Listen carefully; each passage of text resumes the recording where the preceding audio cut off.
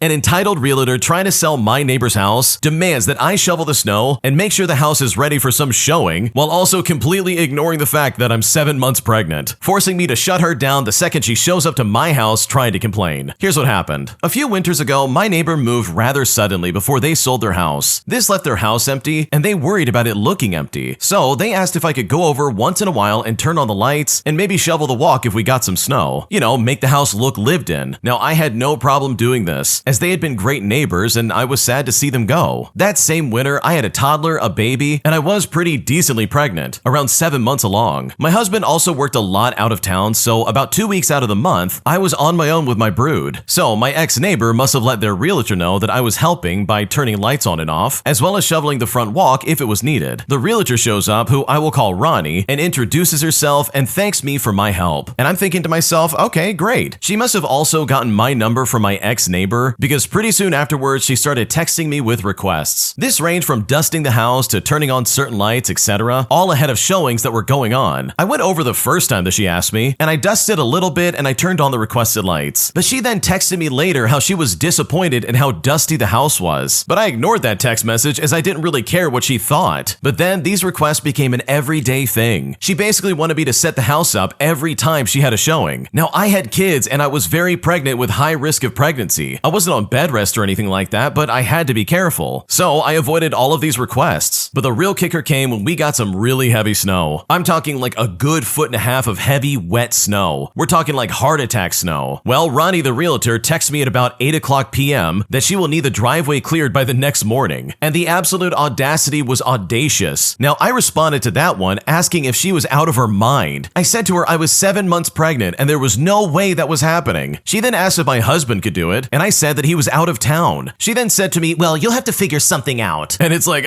excuse me? I then sent her a laughing face emojis and I went back to what I was doing. Well, lo and behold, Ronnie the realtor was at my door the next morning, knocking on my door like she was the cops. We're talking full-on fist banging. I opened the door in my pajamas whilst using my baby bump to hold up my baby as he nursed. And when I saw her, I just stared at her. She actually had the nerve to say, I thought I told you the driveway needed to be cleared. I have a showing in a half hour. But when she said that, I told her to lose my number and I shut the door in her face. I then called my ex-neighbor and I told her that she had better put a leash on her pet realtor because I was absolutely done with her. When my former neighbor heard about this, she was horrified and promised me that she would take care of it, which thankfully she must have done that because I did not hear from Ronnie the realtor ever again. But I will say it was incredibly satisfying watching her high-stepping through the snow because that literally was not my problem in the slightest. Oh my gosh, dude, this realtor's out of her mind. I completely agree with the original poster. She's literally 7 months pregnant. Like, what was she thinking? Did this realtor really think like, oh yeah, this pregnant woman's gonna handle it, instead of, oh, I don't know, showing up early and doing it herself? Like, talk about ruining a good thing. This lady's so dumb for doing that. So good for you for standing up for yourself and putting this idiot in their place, because this kind of behavior is completely uncalled for. If you like Am I the Jerk, you're probably going to love Am I the Genius. Check it out, link down below in the description. Also, go to amithejerk.com/submit if you would like to submit your own stories. Am I the jerk for asking my coworker to pay for my parking ticket after she directed me to park somewhere that very obviously was going to get me a ticket? Because right now I'm very upset and I seriously don't know what to do. Here's what's going on. I'm a 23-year-old female and I work for a company in a pretty big city. I also have a female coworker who's about my age that I sometimes go out to dinner with because we both enjoy going out to restaurants. For context, I moved to this city for this job and my coworker was born and raised here, so she often introduces me to restaurants that she enjoys. Yesterday, we made plans to go to a restaurant in downtown. I was the one driving us, and as every downtown city is, parking was hard to find. About a block away from the restaurant, there was an area where I could potentially park along the street. There were no signs saying not to park there. However, the lack of cars in this particular area made me feel unsure if we were allowed to park here in the first place. I then suggested that we try to find a spot further from the restaurant, and then with that, we would just walk over. And for reference, both of us are perfectly healthy and we're able to walk over there, so it's not really an issue. When I said this, my coworker protested,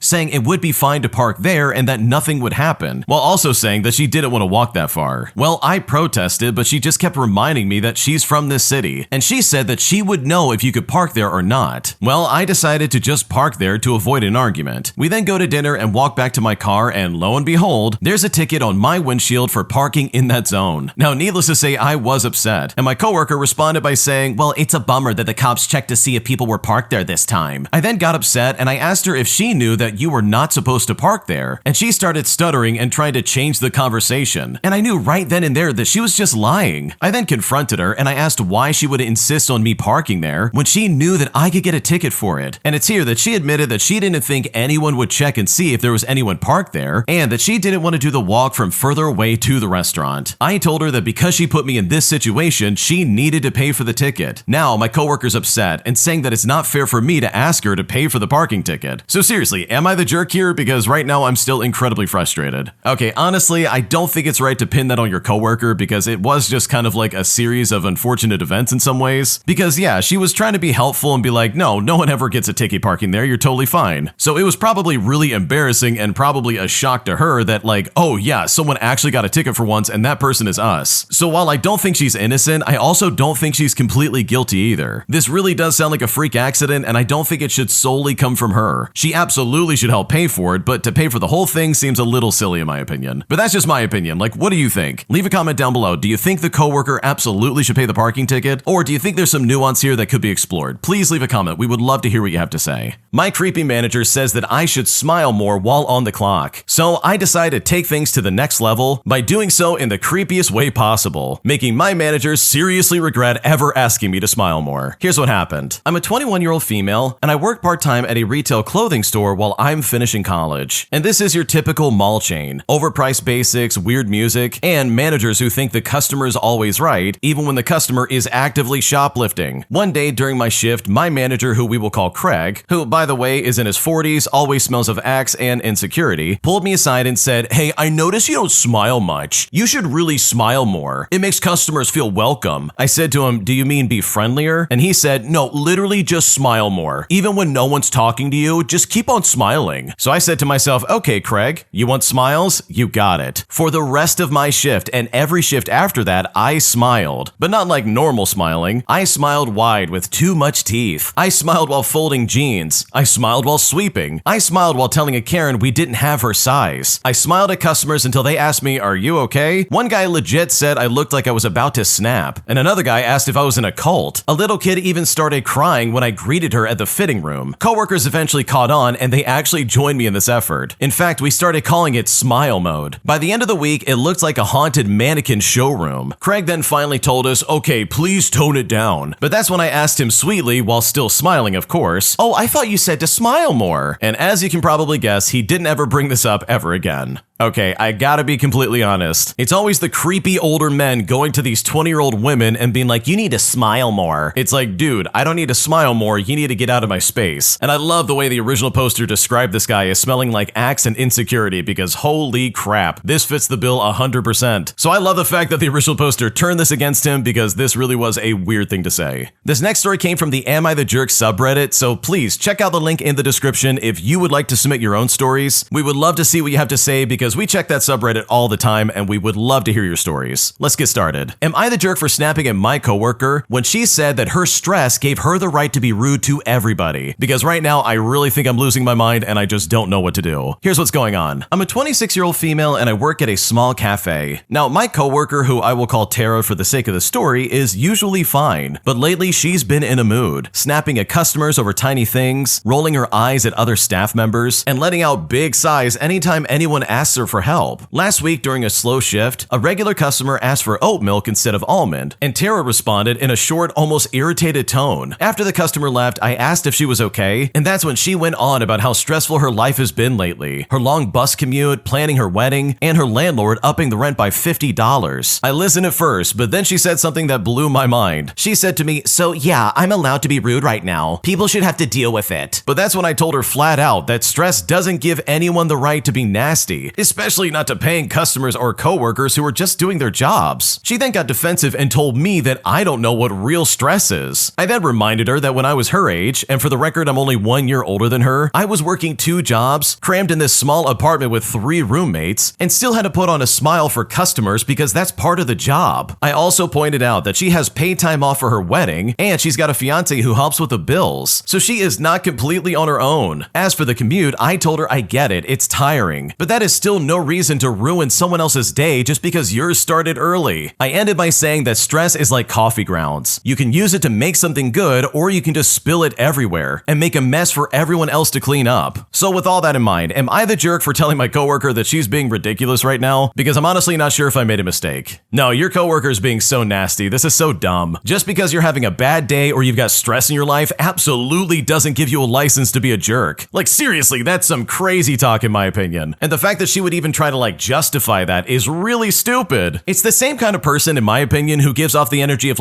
oh, this is just who I am. If you can't handle my energy, then I'm just not the right person for you. But it's dude, no one can handle your energy. You are literally a basket case and probably the worst person to deal with at work or anywhere for that matter. Because this coworker is totally out of line and I just completely think she's in the wrong. Today at my university, I had the worst meeting with a support counselor I've ever had in my life, forcing me to get some petty revenge by leaving a bad review to them in a way that I'm sure they will never forget. Here's how I did it. Okay, so I'm a student and I had a university support appointment with the most rude, arrogant, insulting, thoughtless, self-absorbed, entitled boomer I have ever encountered in my life. She was condescending, called me an insulting pet name, people who say stuff like, oh, sweetie, just to assert dominance, and she gave me the full mean girl boomer experience while acting like she was God's gift to the earth. She was weirdly aggressively controlling, and she is in a position of significant power over vulnerable students. Clearly, power is what she just loves to wield. Now, I loathe when people misuse their power, especially when old guard figures aren't actually contributing anything useful. No real wisdom, it's just some desire to hold on to their power and control. I tried to politely explain to the team why I was upset, but instead I was gaslighted, institution style. So when the support team sent me a link for feedback,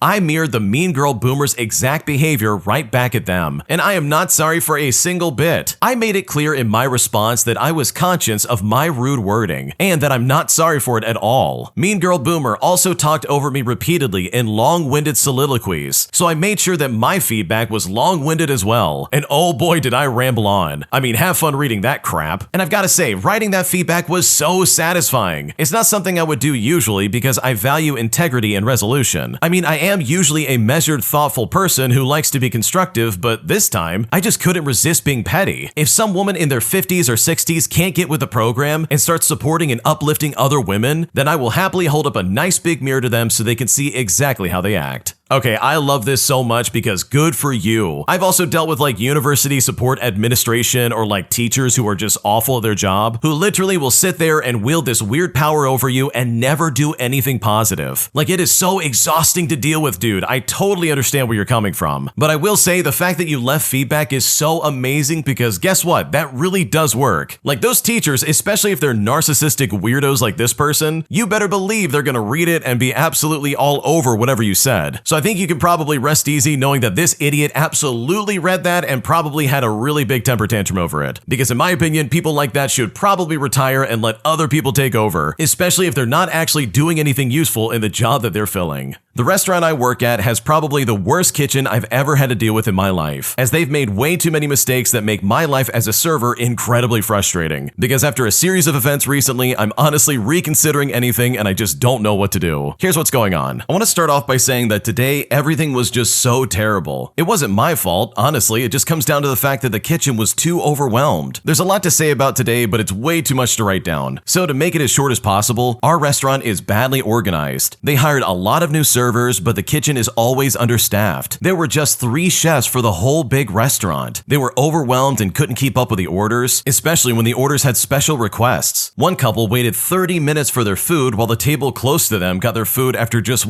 2 minutes maybe? Plus that table arrived much later than them. They got angry and naturally complained, so I told my manager and we contacted the kitchen. When the food was finally ready, it turned out that the meat was totally dry and partially burnt. I've tried to offer 2 free drinks as an excuse, but they refused and just went away without paying for the meat, of course. Another family came in and waited very long. We're talking 40 minutes just for their meal. And so far, I had run to the kitchen twice. The first time, they told me the food would be ready in about 2 minutes, but it never came. I ran up to the kitchen again just to discover they completely forgot about it, which added another 3 minutes of wait time. The guests started to scream nonstop at this point. No matter what I would try to say, it simply wasn't enough to calm them down. In the end, they received their food, but they also didn't didn't pay for it. They went away without even saying goodbye. Now, I know, it's not actually my fault. I did everything I could have done, and the kitchen also apologized to me at the end of the day, but I still feel guilty and sad anyways. The other clients in the restaurant had to listen to all the screams and complaints. I had to face all those angry guests. It isn't my fault if the food comes out so late, especially if the kitchen forgets about it or if it comes out burnt. I'm so ashamed of today, and I can't stop thinking about how terrible the whole dinner shift has truly been, because this was incredibly obnoxious. Oh man, I've worked in restaurants like that, and yeah, I know exactly what you're talking about. It is so annoying to deal with. You're just the waiter or the busboy or the host or whatever, meaning that you've got nothing to do with what the kitchen is or is not doing, so them not doing their job or not doing it right can negatively affect you in a serious way, and that is so frustrating. Like, I'm sorry, there's no excuse for this kind of behavior. Like, I don't know about you, but if I had a kitchen staff that was acting like that, and they literally were not organized, dude, I would do some reorganizing as soon as possible, because this is gonna spread word of mouth, dude. Like, people are gonna talk about this and be like, yeah, that place sucks. I waited almost an hour for a simple meal. Like, no, it should not take that long to get that meal going. Like, seriously, this is so weird, because I know if I was a customer there, I probably would walk out very angry and very upset. Am I overreacting for moving out after my roommate started charging me to use her kitchen, despite the fact that the kitchen is split between us as we literally share all the spaces in the apartment? Here's what's going on. I'm a 25-year-old female, and I've been living with my roommate, who I will call Jess, for about a year. The rent is split evenly, and we share all of the spaces in the apartment. Stuff like the kitchen, the living room, the laundry, literally all of this is part of the lease. Well, last month, Jess started dating a guy who is a chef, and ever since that, she's been super possessive about the kitchen. She told me that she doesn't want me messing up the equipment because he cooks professionally, and has been apparently teaching her the right way to use the space. But then last week, she actually sent me a Venmo request for $50, labeled as a fee for using the kitchen after I cooked pasta. I thought it was a joke at first, but she really said she was serious. She said it's only fair since she spends more time cleaning it, and that I don't know how to handle high-quality cookware. I told her that's absurd, and if she keeps this up, I'll find another place to live. She then said I'm overreacting and I'm being petty. But at this point, I've honestly started packing my bags. So seriously, am I in the wrong here? Am I overreacting in any kind of way? Because right now, I really don't know what to do. Oh my gosh, this is some crazy talk. Your roommate is not only out of her mind, but the fact that she's trying to be like, oh yeah, it's a kitchen fee. You ruined this area and you don't know how to use high quality cookware. You need to pay me $50 right now. Like, dude, there's no way I would ever pay that money. Are you kidding me right now? Like, she does not own the kitchen, dude. What's going on right now? You guys share that space together. Like, you have every right to cook there just as much as she does. Now, if this is some kind of argument about her being pissed off that you're using her pots and pans or some crap like that, then sure, let's get petty and just get your own stuff from like the dollar store or something like that. But if it really is her trying to be like, oh no, the kitchen is all mine, then yeah, this lady's crazy and I would absolutely start moving out as well. Or at the very least, talk to the landlord and be like, yeah, my roommate's trying to charge me $50 to use the kitchen, because this is some crazy behavior that I definitely would not want to live with.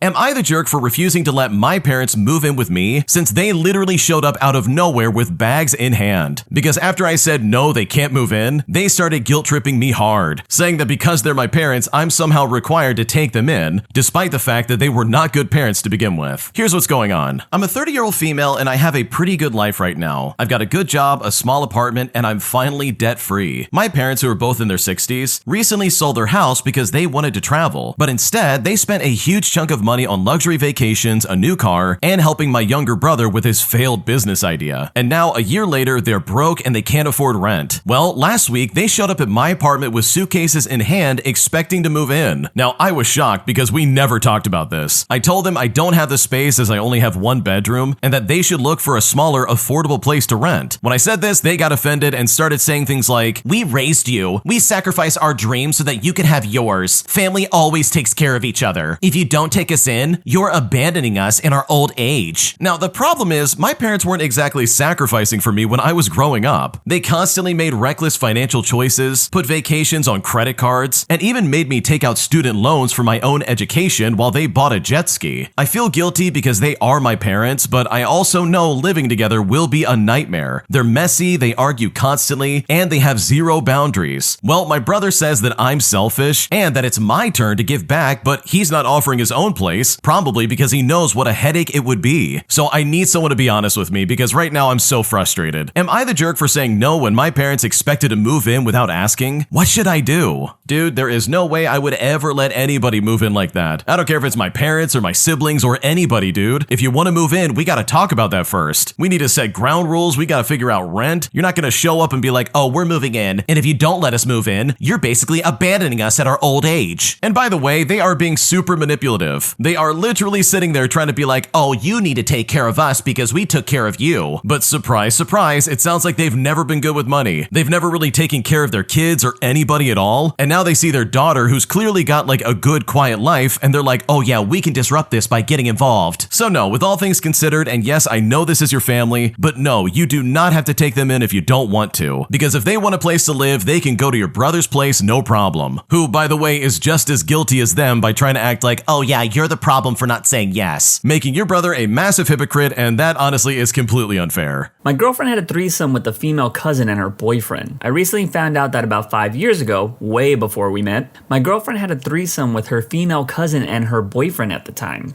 When she told me, I was a little shocked, but I figured it was like a crazy drunken thing or something. When I asked her more, she said that they paid her $200 to do it. I asked if she touched her cousin during it, and she said yes. She said she's not attracted to girls, but the guy being there made it exciting. She said she splooged in her cousin's mouth. Is it bad that I'm incredibly turned on by this? I've been thinking about it nonstop, and I would love nothing more than to have a threesome with her and her cousin. That's where the story ends, and all I gotta say is at the next barbecue, the OP needs to go to this cousin, be like, I got $200 in my pocket, and see what happens. Bow chicka wow wow. My friends and I were tailed by a federal agent and led him on a wild goose chase through LA. I had to have been maybe 20 at the time, and I met up with a friend to hang out and smoke some herb. At the time, we didn't have med cards and it wasn't recreationally legal, so we just had connects that we would pick up from. The only problem was a lot of our connects were dry. So my friend's cousin, let's call him Ricardo, comes over, tells us he knows where we can pick up some. We pile into my friend's car and drive to this guy's house, make a U-turn and park across the street. Ricardo tells us he doesn't have this guy's number anymore,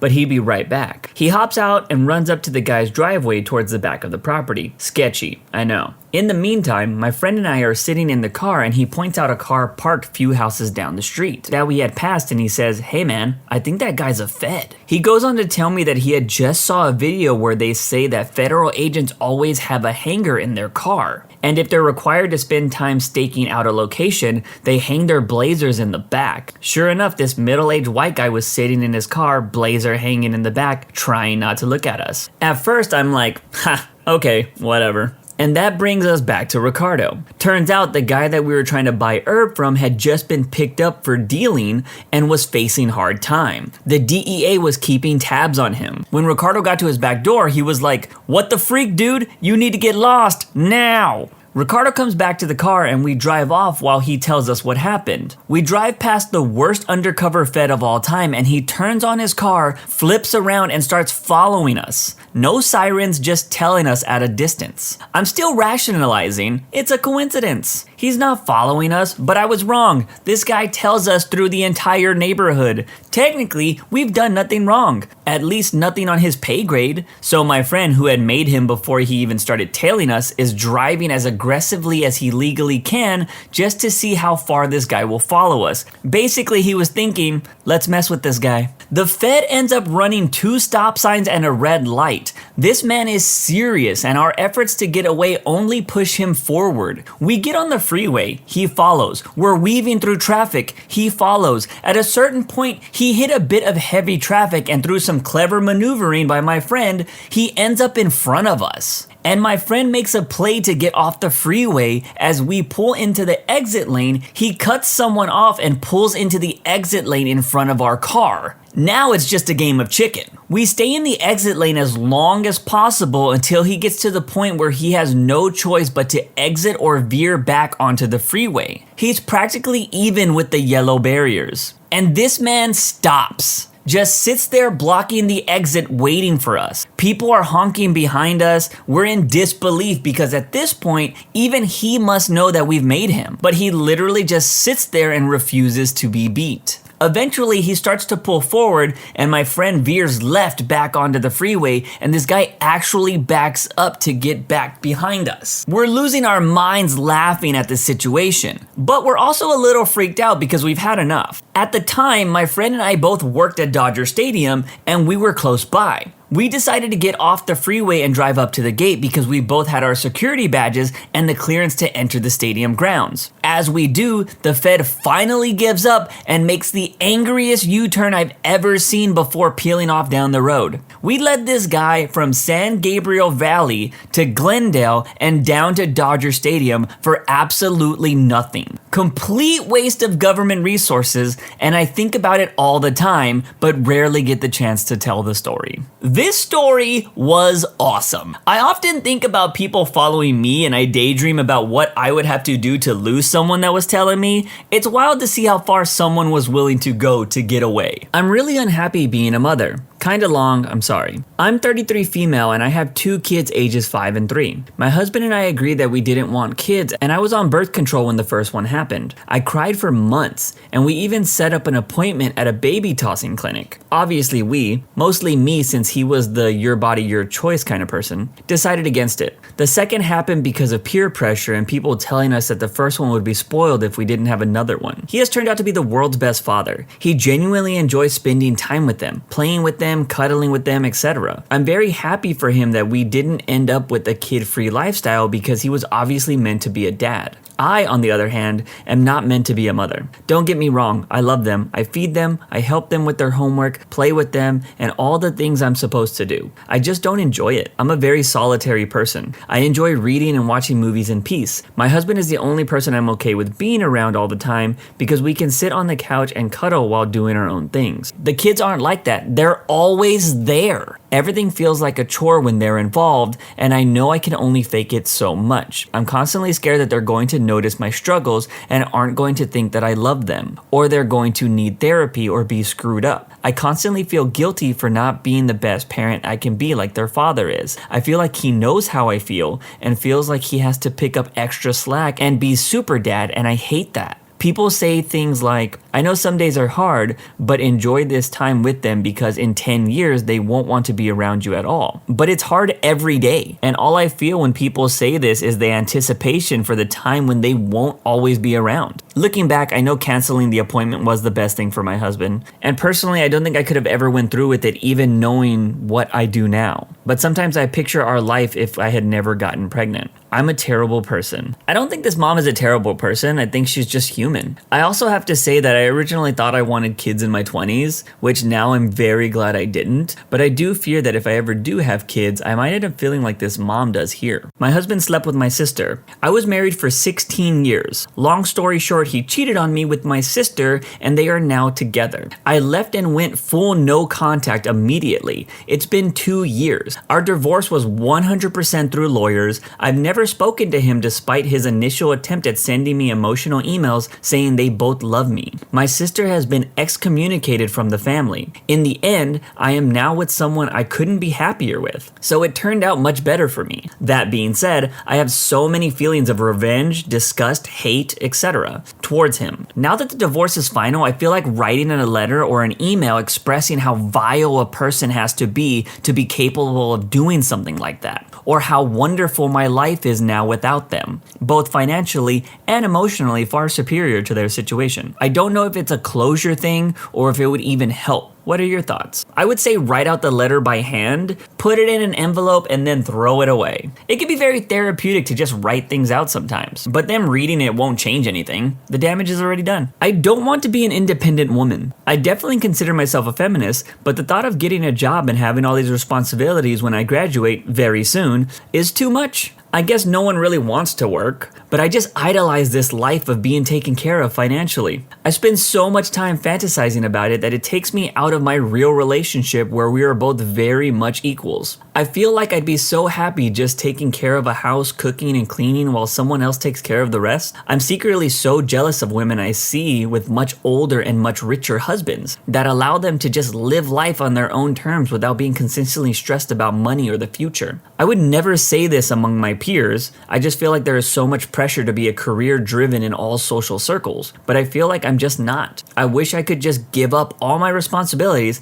and have someone take care of me. Same OP, same. In all seriousness, I feel like if this OP wanted that lifestyle, she could probably get it. She would just need to make some sacrifices. I desperately need advice. Not sure if there's anyone else out there going through this, but my best friend is probably the prettiest girl at school, who happens to have pretty much a perfect personality as well. She is a great friend, and most of the time really humble about how much male attention she gets. But for the past 2 years, my self-esteem has been quite bad because I always feel like the duff around her. Recently, most of our conversations have shifted to how 10 plus guys have been hitting on her, and a lot talk about how attractive she looks. The tone in which she narrates what compliments guys have been giving her is starting to feel a bit cocky, to be honest. On text, as well as she's beginning to ignore any problems I'm going through and starting to talk about in the chat. Straight away starts filling me in on other interactions with guys after a night out that I'm absent from, making me feel like my problems are not as important as her outings and compliments she receives. But when this happens, I always put on a happy face and hype her up. Kept the attention on her because I don't want to seem unsupportive or salty. But it's gotten to the point where if we are out together, all the guys instantly bro zone me and ask me to wingman for them so they can get with her. She will also not go anywhere without me in terms of parties or social events, so it always seems like I'm her puppet.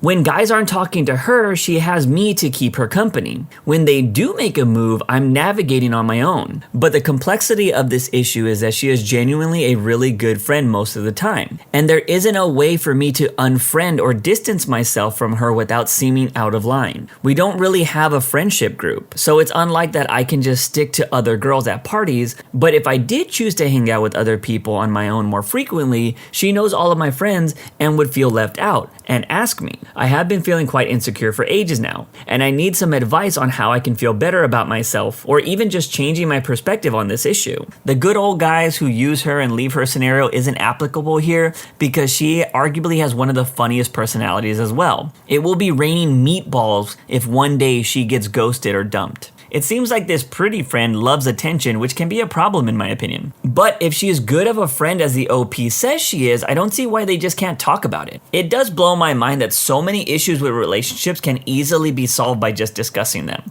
But hey, if everyone did that, we probably wouldn't have these confessions anymore. I ridiculed an SA victim so they would leave me alone. I'm on an alternative account that I rarely use anymore. I just feel really ashamed and terrible. I have no one to talk to. I could be described as someone who spends time doing useless crap on the internet, arguing, political debates, useless advocating, and talking about things. I'm only 14. I had run into a post of another person and they just said they were being harassed. They told me to leave it alone, but I didn't. I confronted the person and told them to stop harassing them and speaking to them about their stances. They went into a frenzy, quite literally got infuriated and started arguing with me furiously. Mentioned that they were an SA victim because it was somewhat relevant to the conversation, and I held my composure defending myself, was as respectable as I could be knowing the sensitive information. They started texting people that knew me, adults, and people that had nothing to do with that or even knew me well. I set my account privately and that was the end of it after they blocked me. Everything was well. I explained myself to the people that they got a hold of and went about my day. They had instead went through my friend's account, harassed people I didn't even know, and they ended up telling me. I was ashamed. I couldn't even speak to my friends without thinking about it. Yesterday, a couple of days after the incident, they hit me up again and started bugging me. I was so over it. And it happens again. They throw a childish insult at me, harass me, and flood my notifications, and this goes on for an hour. I have a headache. I'm already upset with this person. They keep going on and on until I'm fully sick of it. I throw a snarky remark about their assault, but I held my pride and broke down off screen. I wouldn't wish that on anyone, not any of them, not even them. I just felt so terrible, and I knew how terrible it was to say. I went back on and they were freaking out, calling me, threatening me. I went on and said more horrible things to them. They bragged about their assault and told me it was a sign they were attractive and I wasn't. That I was weak and disgusting, and I told her obviously not, and went on and on about how she's a victim and I'm not. She left me alone. She finally blocked me again again, and I was at peace. I couldn't even be happy that after hours of this, I was finally being left alone, because it took saying the worst thing I could possibly say, saying those things went against everything I believed. I spent all night trying to justify it. They wouldn't leave me alone. They harassed my friends and everyone they knew. They wouldn't stop. But even after all of that, after everything they did to me without even knowing my name, I wish I could go back in time and just apologize, give in and lose, but still being happy that I never said it. I feel so terrible. What I did was horrific. It's eating me up inside. I feel terrible. That was kind of a lot, but this OP is 14. That doesn't justify their behavior here, but at that age, you are still learning self-control. Something that can be difficult even when you get older. Seems like they already feel bad about what they did, and hopefully this will be a learning experience for the future. I would love to be eaten by a beautiful dragon. This is my dream. I would love to meet a beautiful female dragon. She is much bigger than me, like the size of a house, and she is hungry. I can hear her tummy rumbling. So I say, "You can eat me." So she picks me up in her mouth and swallows me whole. Then I slide down her tight, slimy throat and I splash into her tummy. This is where my skin starts to sting as she digests me into goop. Then I travel through her intestines until I come out of her bum as waste. This is my fantasy. Cool. I don't really know how to respond to this one. I just thought you guys should know this person's dream. My roommate hasn't noticed I'm a guy, and this is the funniest thing ever. This is my first place away from home. Also, I'm a feminine guy. I think the confusion started because I was recommended by a mutual friend who does call me their girlfriend. I also have a very white and pink aesthetic. I love how he is like a good Christian boy and how uncomfortable but also intrigued he is by me walking around in a long hoodie and socks. He knocked and asked if he could come into my room, and I was on the computer in just a hoodie, underwear and socks, and he literally apologized and covered his eyes. I love this. This is very affirming of my feminine look. I'm glad the OP is having fun with this, but I'm curious where the line is supposed to be drawn here. So I'll ask you, do you think this is all fun, or does this OP need to come clean because they are deceiving their roommate? I feel like there's an argument for both sides, but personally it just doesn't sit well with me because their roommate seems to be an innocent person, and it's not cool when people are lying or taking advantage of innocent people. I don't know. What do you think? Are they a jerk? I had a romantic and spicy relationship with my cousin. We were so in love with each other. We had the perfect relationship and we never had a single fight. We were basically the exact same person with the exact same personality. We were so compatible and we had so much passion and chemistry, it was insane. We knew each other so well that we could read the emotions and thoughts of the other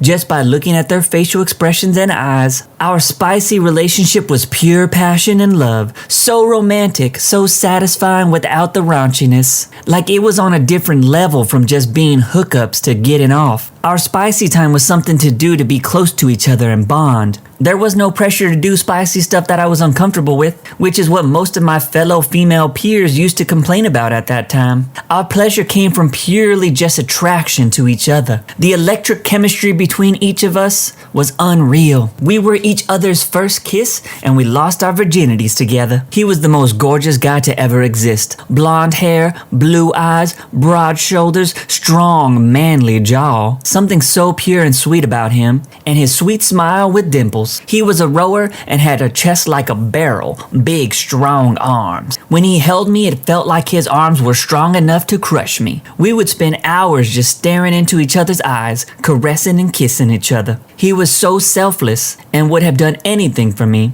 I was so in love with him and I felt drunk with emotion just by looking at him and being in his presence. I felt like I was the luckiest girl in the world that somebody like him could love me. We were so supportive of each other. We just never had any relationship problems or drama. Just by looking at me, he could tell how I was feeling, what I was thinking, what I needed. And he always knew the right thing to say or do. He just got me, and he understood me. Just by looking at him, I could anticipate what he needed, wanted from me, and I would do anything to make him happy. Every moment we spent together was absolute bliss. We were together for 3 years, which hands down were the best times of my life. Everybody around us hated us for being together because we were cousins. We were secretive and hid the relationship at first, gradually became more open as various people caught us and spread gossip. We broke up because our family forced us apart and took us away to different parts of the world. His parents actually made him leave school, where he had amazing grades and was successful in sports. They made him go work at the dirty oil refinery as punishment.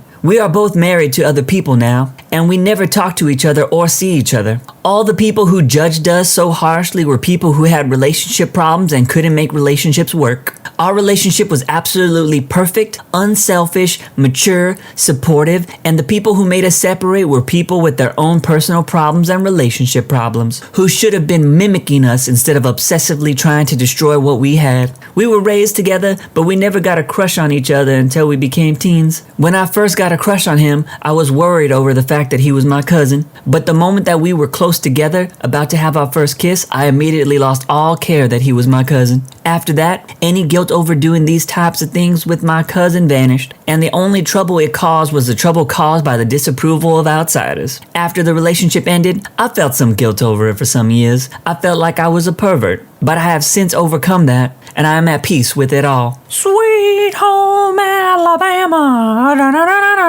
I had an affair with a married man. I really want to get this off my chest. I had an affair with a married man that lasted about a year. It was both emotional and physical. We acted like a legit couple except in the night when he went to go sleep at his house. They sleep in separate rooms, they didn't hook up. She's not really interested in him based on what I saw and what he told me. I still am not 100% sure about all of that, but that's what I believed while it lasted. How could he otherwise spend hours with me daily? How could he speak with me all night? How could he go to one-day trips with me if it was different? During the time we had this affair, she never called him or needed anything from him. They never did anything together, to be honest. Their relationship was like this for about 5 years. I was in a relationship with him believing I found love, believing we both found love. And since their relationship was dead and she didn't seem like she had any feelings, I thought it was all worth a shot. I thought she didn't care already. The previous paragraph was written to somehow justify ourselves or to lower the level of hatred that I know I'm going to get in these comments. Anyways, our relationship ended a while ago. I cannot stop thinking about him. I still believe he is the love of my life. Just today he sent me a text saying that he will always love me. I'm dying inside knowing that I lost him, and he wasn't even legitimately mine. I'm devastated to know I'll never again have a connection so deep. The other reason I'm writing this is that I'm not really aware of the reality or the impact the affair could have on her if she finds out, and it's none of my curiosity, and it's on my mind constantly. This story just screams that you got used. I've said this before, but sometimes these confessions feel like they belong on the CW network because this husband could easily just be telling this woman all of this to make her believe everything was fine. But at the same time, maybe it is all real. But I'm curious, why did the relationship end then? Also, if this was all true, I don't understand why the guy was even in a relationship anymore. I mean, if you sleep in other rooms, I think it's GG at that point. I don't know. Is this OP a jerk in your opinion? I don't want to be with my boyfriend anymore. I finally feel like I don't want to be with him. He's so mean. He hardly shows his love to me, and all he does is gaslight me instead of support me emotionally. He used to be my best friend. I couldn't wait to spend my future with him, even through all the bad. Well, he showed me that he truly doesn't care. And it doesn't matter how much I beg him, he will not change his behavior. I finally know I'll be better off without him, and I actually want to pursue that path. He doesn't know any of this. No one knows any of this. I'm still scared to go through with it, and it might actually take me a bit longer to get to the point where I can actually go through with it. But I've now accepted that it will come. I feel so free. I'm so sad, but I won't be hurt anymore by someone I've loved so much. It's so unfair, but oh well. He doesn't deserve me, and I hope karma slaps him in the freaking face, loser. I just included this confession for all the single people out there listening. Even if you have been longing for a relationship, just know they aren't always that great. I hope this OP gets out soon. I'm 16 and I still play superheroes by myself. I'm super embarrassed to even write this, but I'm 16 years old and I often walk around and roleplay various superhero scenarios and plot lines on my own. I also create made-up characters in my head for my superhero stories, almost always something MCU related, and I just improv for a few days with the same storyline I made up. I also really like to create action scenes in my head. Honestly, I've been doing this ever since I was 6. And it's kind of grown to be a habit. Of course, it's completely a me thing and literally no one knows about it. I honestly didn't even realize how childish it was until today, and I made myself really self-conscious. I'll probably never tell anyone that I still play superheroes. There's absolutely nothing wrong with this at all. For full transparency, I have to admit that I still do this myself. Maybe not to the extent of this OP, but this is a great writing tool in my opinion. I myself am working on my own comics and manga, and this type of imagination can help you flesh out characters and stories so much. Keep doing your thing, OP. I cheated on my girlfriend when I was 10 with a boy. Basically, I had a really toxic girlfriend when I was 10, year 6 in the UK. And we were on and off since year 3, 7 years old. Obviously, it wasn't serious as we were little kids and we didn't have a clue of what we were actually doing with our lives. Back then, I guess everyone thought the first friend you made that was a girl should be your girlfriend. Well, in year 6, we were going out again and we were going on a school trip to the Isles near the UK. It was nothing special, but since that trip was the first trip I had that we stayed there, it was pretty exciting. So we got to stay in rooms, but obviously boys and girls were separated and I was put with 3 boys. I've always been bisexual since I was 8, so obviously you know it's the same as a straight boy staying with girls. So about 3 days into the trip, I heard rumors that my girlfriend liked another boy. This didn't surprise me as she had done this before and ended up blaming me for it. This has been going on for ages, and the boy she apparently liked was actually my enemy. We used to be best friends, but we split and had numerous physical fights over the years. So hearing this, I got annoyed and upset. After another day of rumors, I got fed up to the point I wanted to flirt with other people. This meaning I went up to another girl and linked arms with her. The girl I did this with isn't even very attractive. I just used her to get back at my girlfriend. Things kicked off, but because my lodge was on the other side of camp from my girlfriend's, nothing really happened. So it was more of an internal rage.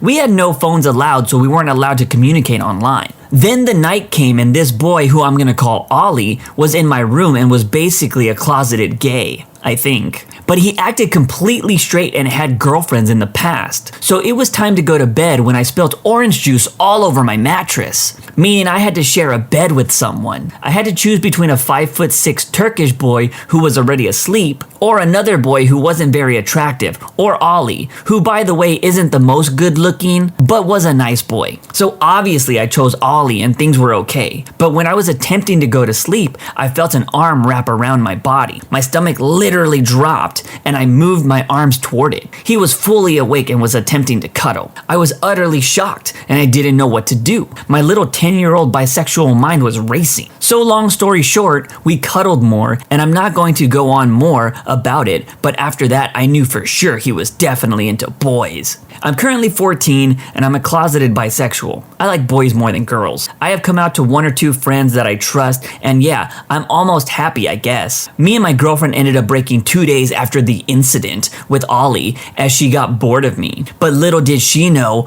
I was busy getting love from someone who wasn't toxic. You were 10! You were 10! 10! You should be playing Power Rangers and making SpongeBob jokes. What the hell was this confession? These kids have to be from Degrassi. In all seriousness, this was my favorite comment from the post. You were 10. She wasn't toxic. You were children. I lost my virginity to a married man. I was very drunk. I was 21 and I had only recently started drinking at all. I had a ridiculous amount of bourbon. To be honest, I'm kind of impressed that I was awake and remember it at all. He was probably just as drunk as I was, but I'm not great at judging these things. He was probably in his mid-30s. If you asked me to tell you his age or even his name, I honestly couldn't tell you. I've only seen him that one night. He was a coworker of a friend who was in town for a business thing. The last night they were there, we had a party because they didn't have to leave until the next day. I was going to crash on the couch in his hotel room because I was too drunk to drive home. And the moment everyone left, I didn't even hesitate. When I think about it now, I'm sort of like, what the hell was I thinking? I went to walk past him or walk towards him or whatever. I just sort of looked at him and all of a sudden I was thinking about how frisky I was. And it was probably obvious on my face because he kissed me and I kissed him back and all that. I knew he was married. I even freaking said something like, "Aren't you married?" And he said, "Yeah,"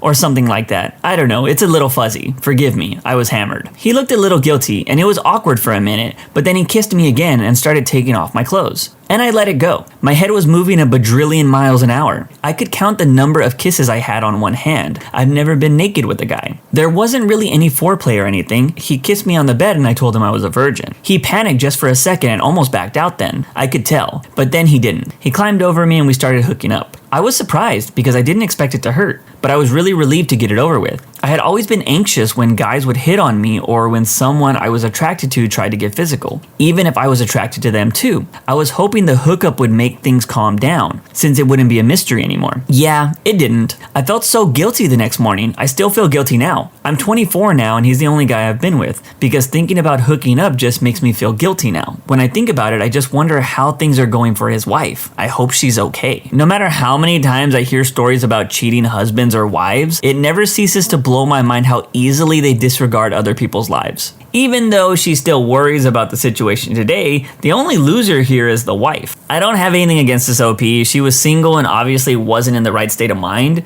Even though she still worries about the situation today, the only loser here is the wife of the dude she hooked up with. This probably wasn't the first or last time he's hooked up on a business trip. I want to unalive myself, but I have kids. The only reason I am alive is because of my kids. But it's not because I want to be alive. I am here because I don't want to cause them more trauma than they have already been through. I am 33. I have been married for over a decade and we have kids. My spouse is gone all the time for work. I suspect cheating. I found messages on his phone. And they also volunteer most of their time when they are home, leaving little to no time for myself or my children. I work mainly to feel any kind of want or importance to someone. It's not even for the money, just to feel like I'm filling the space of feeling like a shell of a human. The overwhelming feeling of dread when I wake up every morning is paralyzing, and the loneliness is just too much. Before I get told, go to therapy or take meds, I already do that. I confess this because the guilt of feeling this way is also overwhelming and makes me worry I don't do enough for my kids, or don't perform well enough as a parent to combat those feelings. I try to be involved in all the parent stuff that I hate to cover my feelings or hide my feelings from others. The only reason I haven't been successful in offing myself is that I don't want my kids to suffer. If I go, they will be alone essentially. I love them and want them to have a normalish childhood. This story was a little rough to hear because it feels like the typical story that many people suffer with daily. Also, it doesn't help that the story before this one involved a cheating husband and now the OP believes their husband might be cheating. This is what I mean about the total disregard that cheaters have for other people around them. I hope this OP can have some sort of breakthrough with their therapist, even if it means she leaves her husband. No one should have to wake up every morning feeling like they don't want to exist anymore. I'm uncomfortable with my coworker's God self pronouns, and I'm not sure if I'm allowed to tell people this. There's a coworker who I found out has God self pronouns. This coworker identifies as non-binary, but prefers pronouns God and God self. This person explained it as a xenogender called God gender. This person gets very furious if someone doesn't use them, such as people who are talking about this coworker amongst themselves. I'm just going to come out and say it. This makes me feel really uncomfortable. I'm Muslim, moved to the United States a year ago, so it makes me feel wrong to call a human being a god. At the same time, I've heard that transgender politics are a minefield right now in the United States. I even heard that you could lose your job for refusing to use someone's pronouns. I'm not sure if this is true or not, so I'm not sure what to do. I don't want to make enemies here. I'm just saying that it makes me feel really uncomfortable. I kind of relate to this. The pronoun topic is a minefield, and sometimes it's best just to use someone's name. Honestly, I don't think I could find myself using the pronouns of God self personally, even if they were my closest friend. I'm totally cool with people wanting to be their true selves, but much like religion, I don't think your personal feelings or thoughts should affect or alter another person's life. But that's just my opinion. Let me know what you think in the comments.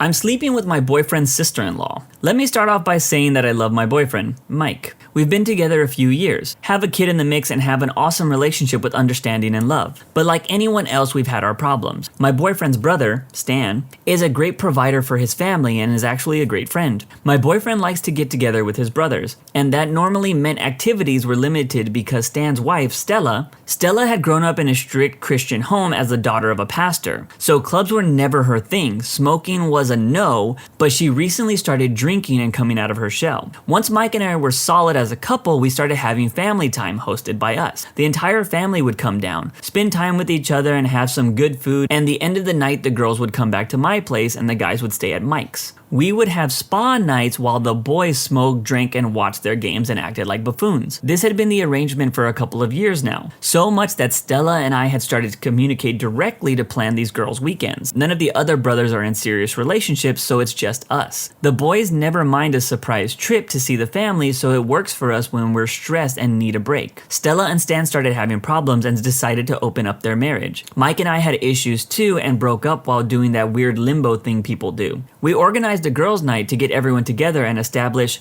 our bond to our families again. I had been in this for a while and was willing to work on my relationship, as well as Stella. One weekend we all had a blast together and we're calling it a night. Stella and I had a couple bottles of wine and a clay mask facial waiting for us. Now, as with any girl time, we let loose and talked crap. It's as simple as that. This night was no different. We were venting and drinking, talking about how things are going with the boys and how hooking up isn't what it used to be. She opened up her relationship because there was no intimacy between them. I remember giving some speech about how inviting another person into your home doesn't fix problems that were there. She half-heartedly agrees and asks how I am. I told her that our hooking up life consisted of him grabbing me by the ankles and doing his thing. Foreplay? Gone. Intimacy? Gone. We sadly laughed about how good the other woman made her feel. I was reminiscing about my adventures with other women, slightly mad that it seemed like a lifetime ago that it was so easy to get lost in a sensual kiss. We joked that in a perfect world, we would be able to have the soft-spoken passion that seems to follow women while having families that we love. We clinked our glasses and went to wash off our clay masks and started our new show, Firefly Lane. We climbed into my bed and for some reason I could feel the shift in the air.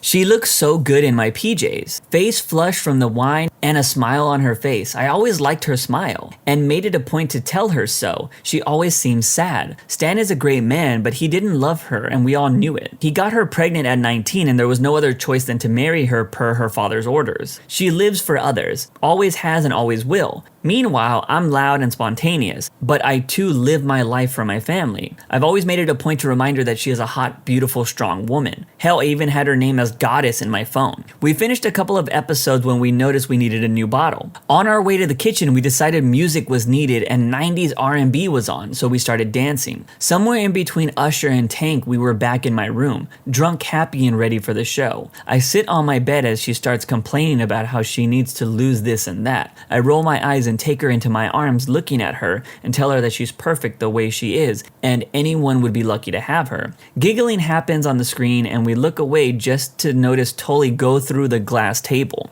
She comes closer to me, opening my legs more to make space for her. I thought nothing of it as I wrapped my arms tighter around her and looked up. She grabbed my face and we had the best kiss I've had in years. The kind where you forget whose breath you're breathing. Your legs get weak and tingling happens inside of you, like an awakening. We both pulled back and laughed as if it was a joke. I bit my lip and pulled her back in as we ripped each other's clothes off and had the most amazing hookup, completed with cuddles and breakfast in the morning. We had hookups in every place we could in my apartment. We cuddled and talked for hours on the floor laying in the living room, naked with the rays of sunshine warming us. We now had something that was special, intimate and our very own, that could ruin everything we've built. We spoke about how the boys could never know. We lived in our fantasy until it was time for us to go to dinner. We were happier. The boys complimented us on our change of demeanor and glowing skin. We looked at each other and laughed. We said our goodbyes after dinner with the promise of doing it again, like always. Kisses and hugs were exchanged, but when our turn came, she managed to slip her lips onto my neck, sending shivers throughout my body. We pulled away and off she went with the beautiful smile I love so much. I retreated back into Mike's side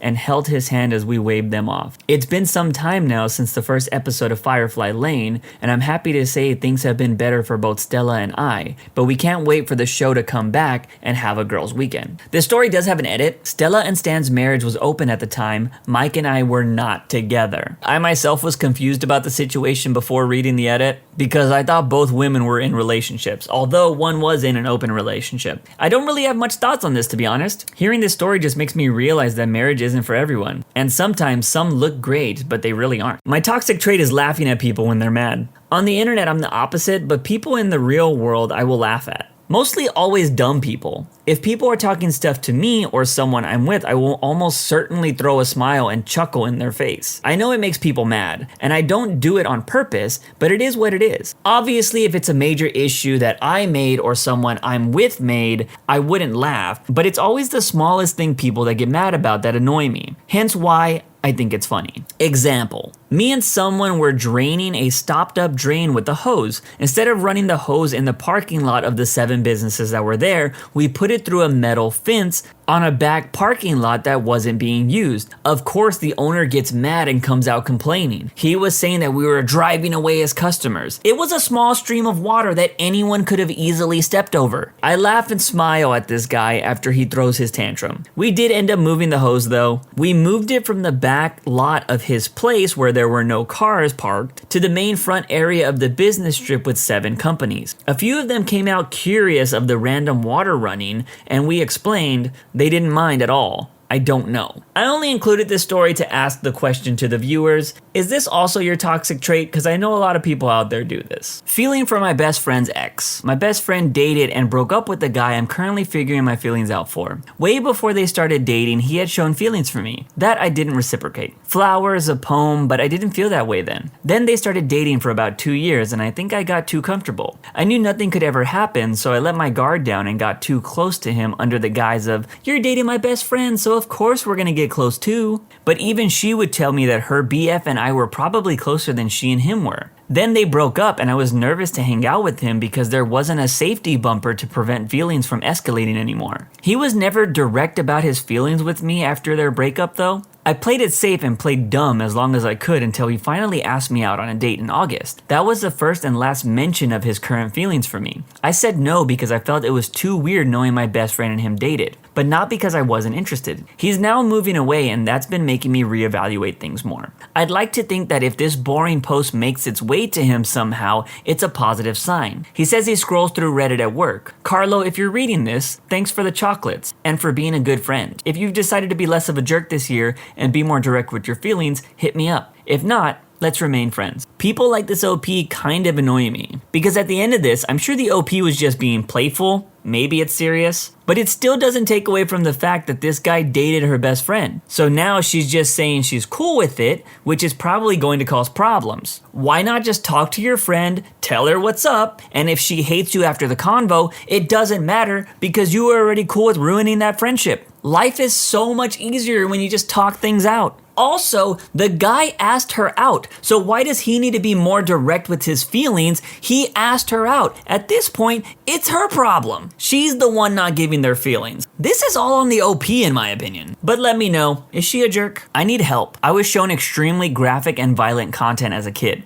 Eel soup, 2 girls, 1 cup, and other stuff introduced me to spicy content between the ages of 8 and 11. And I had questionable spicy things happen to me and around me in my early adolescence. This led me to having a spicy content addiction from 8 to 11 years old to the age 22. And throughout that time, I watched some of the worst things you could possibly watch. However, I never once thought about those things ever in my life throughout this time of watching spicy content. The things I watched as a kid were extremely vile, and now I can never take that back. As a kid addicted to spicy content, I was trying to tell myself that it's not all my fault, but I just don't know what to believe. I know without a doubt that I'm a good person who cares about people, good morals and intentions, but because I watch some of the most vile stuff, I don't know how to live with myself. I'm not addicted to spicy content anymore, but I don't see how to move forward from this regardless of the circumstances. There is no excuse. I had never thought about what I watched, ever. Honestly, part of me feels like I wasn't completely conscious when I was watching spicy content growing up as a kid. Only now in my early 20s have I felt like I was actively conscious in everything I watched rather than just consuming content without thinking straight. Please help me. I don't associate myself with spicy content or the person I was when watching it anymore, but I don't know what to do. I'm trying to make sense of all this because I can't really live with the guilt and the pure shame and disgust I feel as being a human for watching something so vile. Can anyone shed some light or something? This story is something I totally relate to, but not on the level of the OP. Because I also watched some messed up videos back in the day, I was probably watching them between the years of middle school and high school, so I might have been a little bit older than the OP when I was exposed to that kind of stuff, but I still watched it. I remember watching beheading videos and Saddam Hussein getting what a lot of people thinks he deserved. Basically, plenty of us watch things we shouldn't have growing up, and I don't think this OP should be so hard on themselves. Now, this does seem to be affecting the OP pretty heavily, and maybe they watched way more messed up stuff than I did. Who knows? But if it is taking such a toll on them, maybe they should talk about their feelings with a professional. Personally, I don't think we should judge people on the crazy stuff they watched as a kid. I got 2 black eyes from punching myself for girls on Snapchat. I have this deep humiliation fetish. I want girls to take advantage of me, especially if they know I got hit by a car when I was 8 and have other issues. I literally punch myself in the face even with black eyes as they laugh. It's this sick, depraved, masochistic fetish. I started with this 18-year-old girl. We talked on the phone and she lost interest a bit. Then we talked again and her little brother and her were cussing at me. She said she would crap in my mom's throat and other crazy stuff, just insulting me. She said I probably got brain damage and SA'd. I don't know how she knew all that. I told her I did get hit by a car and touched by my older brother. She said good. I asked her eventually because it all low-key turned me on, if I should punch myself in the face for her. This obviously made her lose respect for me, but I did it and I loved it. I hit myself hard and she kept saying more, and I would post more. I would add her on other accounts and offered to do it again. I would find random girls on Snap, tell them what happened, and one girl told me to show her. I made a new one punching myself hard. I had a headache too. She told me to let her see me cut myself, and I did it on my leg. Then she said to crawl into the oven, then to bang my head against the wall in my basement that had concrete walls, and I pulled out hair out of my head. I refused when she told me to cut my wang. I tried, but the blade was blunt anyhow. This other girl told me to run outside in my underwear and I did. She showed her BF my videos and messaged me calling me a hideous, ugly fat guy. I told her if I should flush my face in the toilet and she said yeah.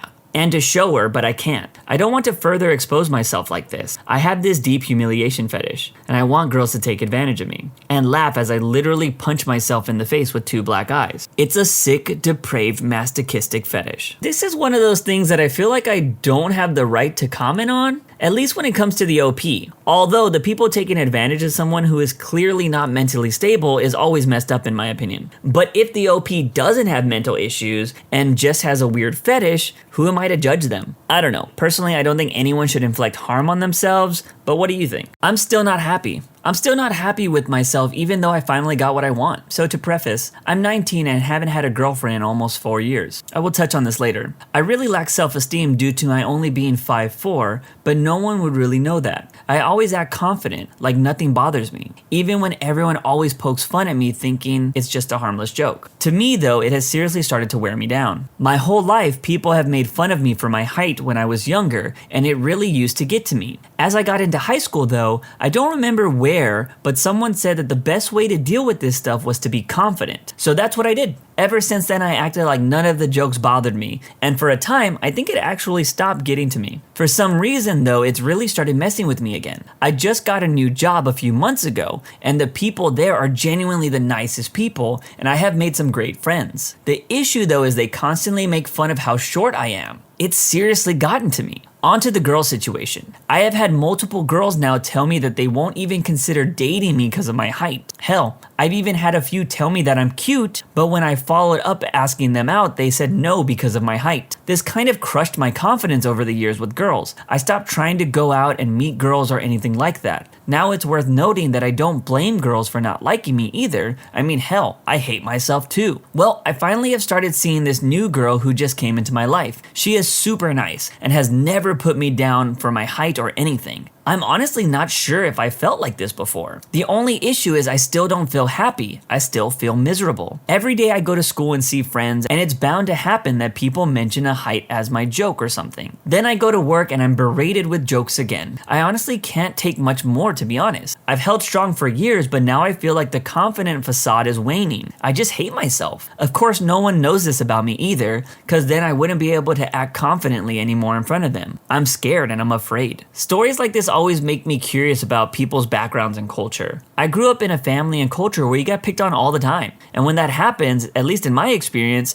you learn to easily deal with it when it comes to strangers or coworkers. This OP says they put on a confident vibe, but does that mean that he just brushes off the jokes? Or does he return fire? Sometimes the best way to get people to stop making jokes about you is to make jokes about them. Now, some people wouldn't agree with this method, but all I can say is it worked for me. Disclaimer though, just make sure your jokes are good, because you don't want to be made fun of for your shortness and your bad jokes. I, 23 female, am addicted to pegging, the most beautiful thing I can do to a man. A quick note on pegging, this is not going to be an instructional manual, there are plenty of those already. This is more about how it makes me feel. Being pegged is a very intimate act that everyone should experience, regardless of your gender or perceived orientation. Being a woman, I'm obviously quite familiar with being pegged during hookups. But But the first time I was the one doing the pegging, it was a life-changing experience and such a rush of emotion. The first time I used a strap-on with a woman, pegging her was so beautiful that afterwards I was a changed person. We held each other and frankly,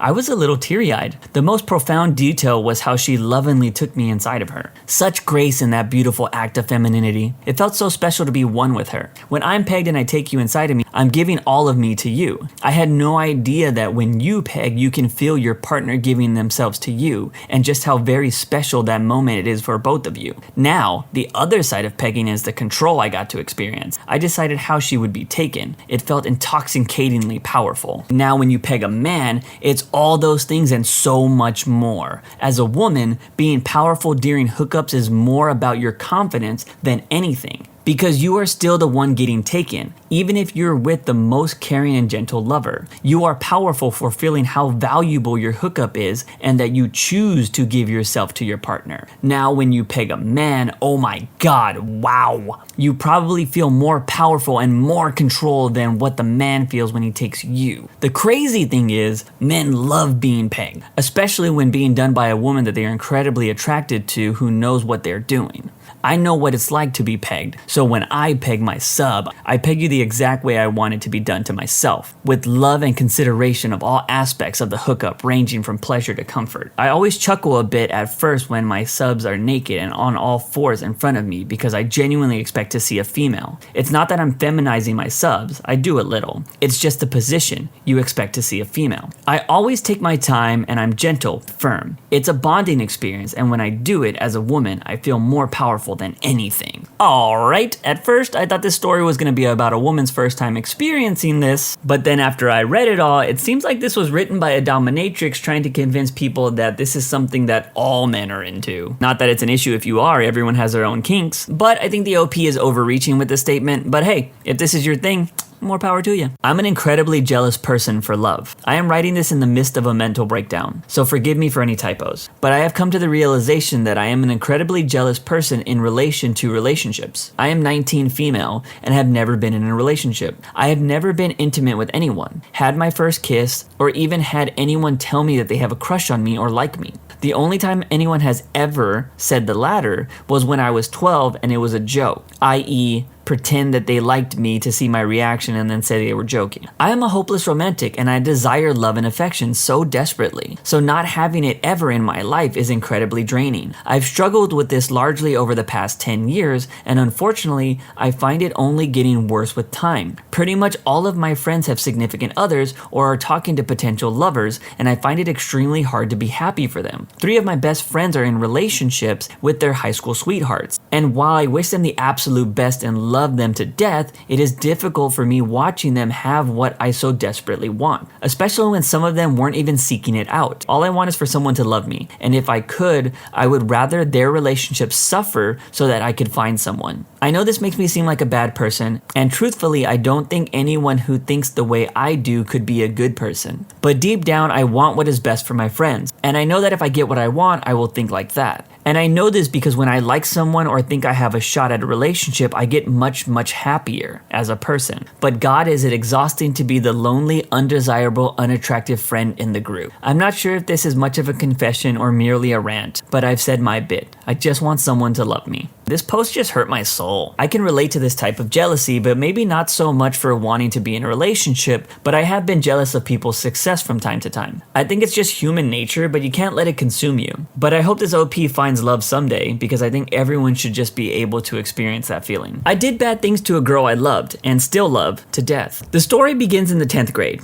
I met her and we became decent friends because we were in the same class. At the time, I saw her as the cliche, stupid, weird, but funny popular girl. She always invented new ways to skip class and I always joked about her for this, but she never seemed bothered. In the 11th grade, the story gets tricky and problematic. We were in the same class, but my regular friends were in a different one. We became a bit closer and I learned loads of amazing things about her that had me seeing her differently. She was 1 year younger than me. She had nearly perfect grades, would go to the gym and lift frequently, worked in a gas station, volunteered, all while remaining one of the most popular girls in the entire school. This created an inferiority complex for me that fueled my need to joke on her for being late to class and other small things. I even clashed her by writing an offensive rap style and singing it in front of her in the middle of the cafeteria hall. I also had personal issues at the time that fueled my need to try and humiliate her. At the same time, I caught huge feelings for her. Nearing the end of the school year, I asked her why she never cared about my jokes, and she said she just didn't care. A few weeks later, I unveiled my feelings for her on the Snapchat class group, knowing that she already had a boyfriend because I wanted to leave this part of my life behind me for the summer and the following school year. She answered that she found my move courageous, but that she is already in a relationship, which I already knew. We saw each other one time because we were in the same room for an exam, and it just seemed like we were now just friends. During the summer, the obsession didn't go away, so I tried to talk to her as a friend. It was a failure and a bad idea because she left me unread for multiple weeks. It kind of made me hate her, but in a sense, it was actually good because it motivated me to do sports during this time. And now begins the 12th grade, the year I'm currently in. We were in the same class, but I'm with my friends. On the second day of the school year, she blamed me for taking an optional class because according to her, if I never picked it, she wouldn't be in the class with the teacher that she hated. I didn't tell her at that moment because she left me on red for the summer, and I felt so bad in that moment because I wanted to stop hurting her. A few weeks later, I had my revenge. I saw her crying in sports class because there was badminton, a sport she didn't like, and because she had a class with the teacher she hated a few hours later.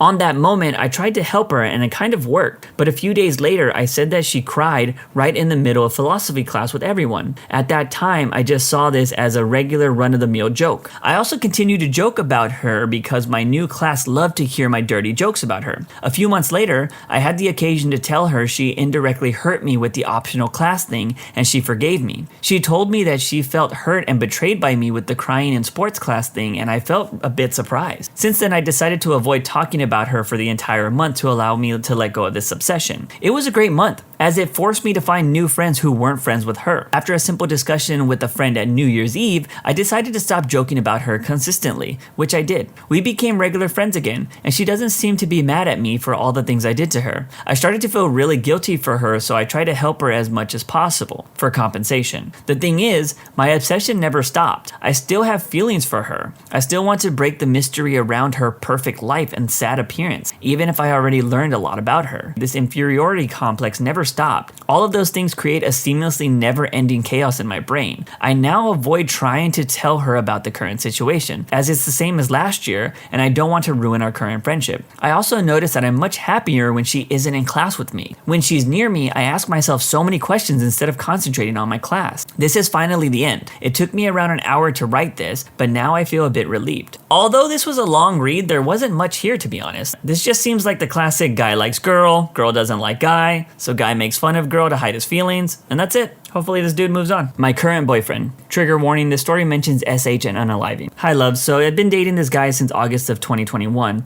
and it's been going absolutely fantastic. We have the same musical taste, the same favorite color, the same idea of the future, same favorite car, we play the same video games, absolutely anything you can think of we have in common. But recently he has shown me his true colors, and they're very ugly. He's very controlling of who I can have as friends. By that I mean that I can't have any guy friends without him overthinking or jumping to conclusions. He thinks I want to sleep with them or thinks that I'm madly in love with them, when that is absolutely not the case. If I by chance add a guy on my gaming profile, he'll say, "Why don't you go talk to so-and-so? Go entertain him. I bet he has a huge crush on you." Even when I have no idea who these guys are. I usually answer my phone within minutes unless I'm sleeping or in school, and if I don't answer, he'll blow up and ask me who I'm talking to. He'll cuss me out, just things like that. Now on a slightly different note, I'm growing up in a mentally abusive house and I have had horrible friendships and relationships over the years, so I'm able to handle the BS. But the one thing I can't handle is him cutting or saying he's going to unalive himself. The only reason I haven't left him yet is because I'm still in love with him. I know I feel stupid for saying that, and I'm scared that I'll be the reason that he offs himself. I've tried to help him with the self-harm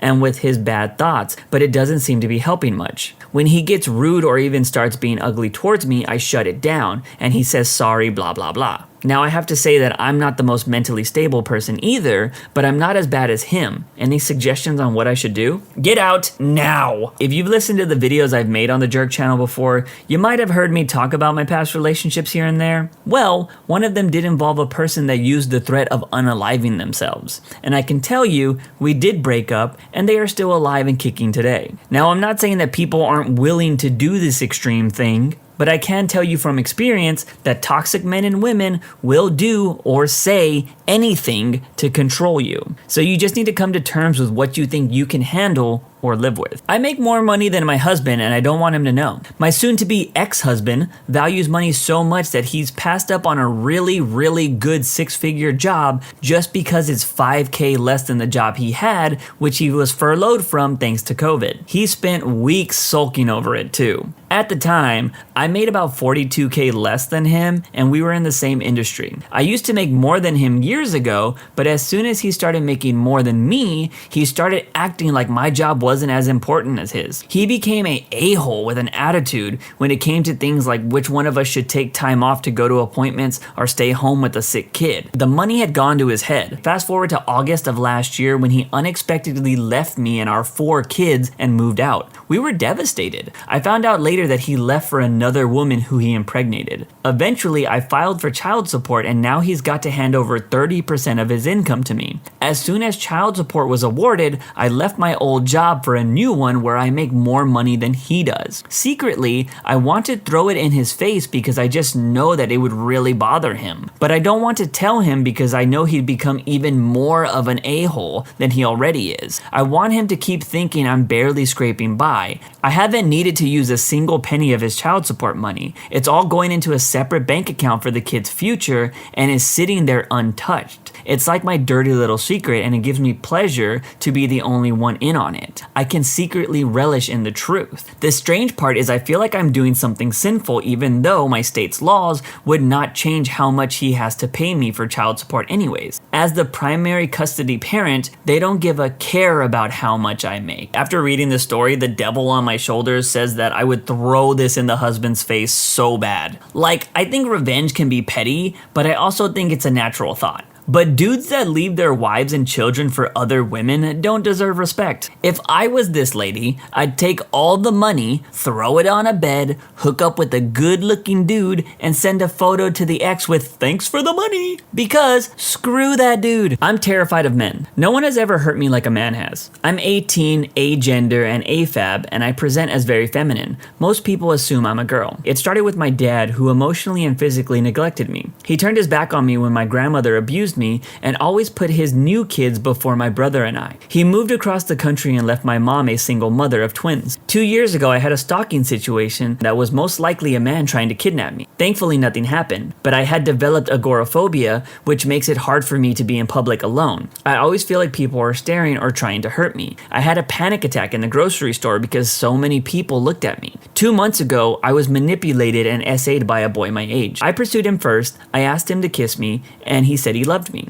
He did nice things for me, but he wouldn't take no for an answer. I told him I was a virgin and I didn't want to hook up and I wanted to move slowly. Even the first night we kissed, he asked me to hook up right after I told him I didn't want to. I would lie and say I was on my period or say that I didn't have a condom whenever he asked. But over a few weeks, he had worn me down and one night he asked again and I agreed to the next day. But I didn't resist and I never said yes and he never asked. It was extremely rough and painful as well as gave me a horrible UTI and bladder infection. It was partly my fault for not getting it treated sooner, but I didn't know any better. I still feel like it was all my fault in general. Most of the time I'm fine, but I get randomly overwhelmed with grief and shame, or I'll get flashbacks. I'm in college studying what I love, but it's getting hard to deal with my trauma all the time. I don't know when I'll ever be able to be intimate with another person ever again. I'm always afraid of my male peers who talk to me or hit on me. I know it's not their fault, but I'm just so terrified someone will hurt me again. I have many close male friends who I love, but honestly most men are absolute scum to me. me. I've heard so many stories from women about men who hurt them. Hard to find a reason to trust any man ever again, especially after what they've done to me. I know it's not right to generalize, and I like to think of myself as open-minded, but I really have lost so much faith in the entirety of men. I was very confused by this story at first because I'm not someone with a vast knowledge of gender lingo. Just by reading the story, I assumed the OP was a boy because they said people assumed that they were a girl. But then they spoke about periods and I got lost. Turns out they identify as gender free, so hopefully that clears up any confusion for listeners that may have been confused like me. Anyways, none of that really matters because the main point here is that a lot of men are pretty terrible. And I'm saying this as a man. The OP is 100% true with the statement that many women have similar stories to what you just heard. I personally know many women with stories that are similar to this. To my male listeners out there, in case you haven't heard it before, no means no. And even if you're in the middle of spicy stuff and your partner happens to say no, it means to stop that very moment and don't pass go. My neighbor saw me playing with my honkers. I, 21 female, had just showered and had one of my window blinds half open. This matters mostly because inside the neighbor's house, you can't see me from there. However, if you were in the driveway, you definitely could. I think nothing of it. I go to turn on my heater, and I stand in front of it as sort of lifting my chest to dry off. I look at the car in the driveway, not seeing anyone inside. Well, surprise! My neighbor was in there, and he definitely saw me playing with my honkers in front of the window. And he probably thought, since we made eye contact, that I was putting on a show. As soon as he saw, he immediately got out of his car and ran inside, probably pretty shocked. I immediately dropped to the floor and shut my blinds. He has a wife and kids too. I don't live with him. I think they stay in China, but it still makes me feel worse about it because I like his wife. I want to die. I'm so embarrassed. I can totally feel the secondhand embarrassment rating off this post. But you know what? Women should be able to play with their honkers wherever they want. Make it a law. I'll totally vote for it. I want to quit my job and become a traditional housewife. Not the juiciest confession, honestly, but it's hard to communicate to even my fiance without getting weird look. I met my fiance back in 2010, but on and off dated until 2021, when we began dating fully. He proposed in the autumn of last year. Throughout all of our history, I have been a career-focused woman. I'm extremely proud of myself for the success I've found, but it's somewhat unfulfilling. Before I met him, I never would have thought of it. I probably would have laughed at any implication of the sort. He's super sweet, loving, kind gentleman. A gentleman is the only way to describe him. He's respectful of me and my wishes. He's dreamy in the 1950s ideal nuclear husband way. And God, I never thought that was my type before. We have a beautiful house that I enjoy taking care of. His reaction to the food I cook or bake, or the little projects I take up, gives me 1,000,000 times more joy than any milestone or achievement I've had over the course of my career. Worst of all, I know I could quit and he could easily support our household. No ifs, ands, or buts about it. He's successful and makes enough to support us easily. But I can't quit. My family perceives me as a headstrong, hardcore feminist career woman. And it's not that I'm not. I firmly believe in gender equality and I'm damn proud of what I've done. But I desperately crave being a stay-at-home mom. The picturesque housewife image, I want nothing more than to cook, clean, and care for the children and take care of my husband when he isn't working. But my family, friends, and even his friends would judge me terribly for doing so. I know I just can't do this. It's making me somewhat sad. Just wanted to get this off my chest. Can we please destroy this mindset? Who cares if a woman, or a man for that matter, wants to be a stay-at-home partner? If I could find me a successful woman that said I could stay home and all I needed to do was take care of the place and cook, which I'm terrible at, sign me up. I'd have that place running like a machine and still have plenty of time to do my own things. Just because women are successful doesn't mean they're happy. If anything, they are probably just learning how miserable a lot of successful men are. That's why happiness should be more important than social optics, in my opinion. When I was 18, I was a bit mental. I was going through my so-called spicy stage. Well, I ended up bringing 2 older guys back to my flat at uni, and well, we all hooked up. Fast forward 5 years, I met this amazing guy. Literally the best person I've ever met, and I fell for him instantly. However, when I finally met his family at a barbecue, I go into his parents' house and who is there? Lo and behold, one of the men I hooked up with. It was his dad. Why does this happen to me? And in case you're curious, no, I'm not with this guy anymore. After I read this originally, I thought this was some kind of movie plot. Also, I really feel for the OP here because it sounded like she found someone great, but I don't think this is something that you can work through with your partner no matter how understanding they are. I'm also curious if she told the boyfriend, because if this was only a 5-year period, it's more than likely that the father was cheating. Either way, it does seem like she's moved on, but let me know, how would you have handled this situation? This next story has a little family drama. I hate my parents' favoritism. I have a twin who is a minute younger. My parents have always favored them as I was older, but it baffles me because we're twins. My twin is fitter and more popular, while I've had to work extra to not put on weight, and I'm smarter. I have older siblings, but one is in another country and one is quite stupid. I am by far more intelligent than them, and I'm the only one to be accepted into a good school. I really noticed the favoritism as my dad was prouder of her achievements and never told her off. While I never really had an amazing relationship with him, he claimed to love me all the same. I once remembered when his friends were over and got too drunk to go home, the couple had to stay in my bed while I had to go sleep on the couch, and they hurled in my bed. I had enough today, when my sibling lost my charger and refused to help me find it. I asked my parents for help and they criticized me for being lazy, even though I have sports practice throughout the week and wake up earlier than all of them. I was really mad and had to spend my own money for a replacement. I was naive and thought I could forgive her and let her use my laptop for schoolwork. When I got back and went to check on my work, it was gone as she managed to erase it. I stormed into her room while she was blasting some terrible music on her Alexa, and I ripped it out of the socket. Now I have to pay for it. Well, I hope my parents will be excited for their care home. I feel for the OP here. I can only imagine how tough it can be feeling that your family doesn't acknowledge you when you seem to be doing everything right and your siblings are doing everything wrong. I hope they can get out of this situation in the future because it seems like it's pretty rough on their mental health. But things gotta be pretty bad if you're looking forward to putting your parents in a care home. This next story is a little spicy. I, female 22, lost my virginity to a stripper, female 27. I've known her for 6 months and this happened last night. I met her in one of our classes and thought she was really chill. After we talked for a while, I felt comfortable enough to let her know that I was a virgin. To my surprise, she wasn't judgmental at all, but she let me know that she didn't mind taking it if I was comfortable with it because she's attracted to me. I'm still surprised she's attracted to me because I'm super girly. Heels, acrylics all the time, makeup, the works, and so is she. Then she told me she's a stripper and wanted me to go see her dance at some point. I went out of curiosity because I've never been to a strip club before. Her body and dancing was amazing. We hung out a lot, and one night we were at my house watching a movie and eating pizza when she started to cry and told me that she liked me because I was the first person to treat her like a human. After I knew that she was a stripper. Apparently, many people have crapped on her after learning what her job is, and I think it's messed up for people to be that judgmental of anyone. I fell in love with her because she's sweet, thoughtful, and funny. Last night was the best night of my life. She was sweet and gentle with me and asked if I was okay. The whole time she kept telling me how beautiful she thinks I am, and it shocked me because I don't look good at all. She's girly, but she has this masculine dominant energy. I wouldn't be surprised if she only wanted me for hookups. I'm not exactly a catch, but I'm glad that I lost it to her. Well, this OP lived out one of my fantasies. In all seriousness, it does seem like they might have some self-esteem issues here. Combine that with the whole losing their virginity thing, I think this is a normal human response. I'm really hoping things work out for this OP.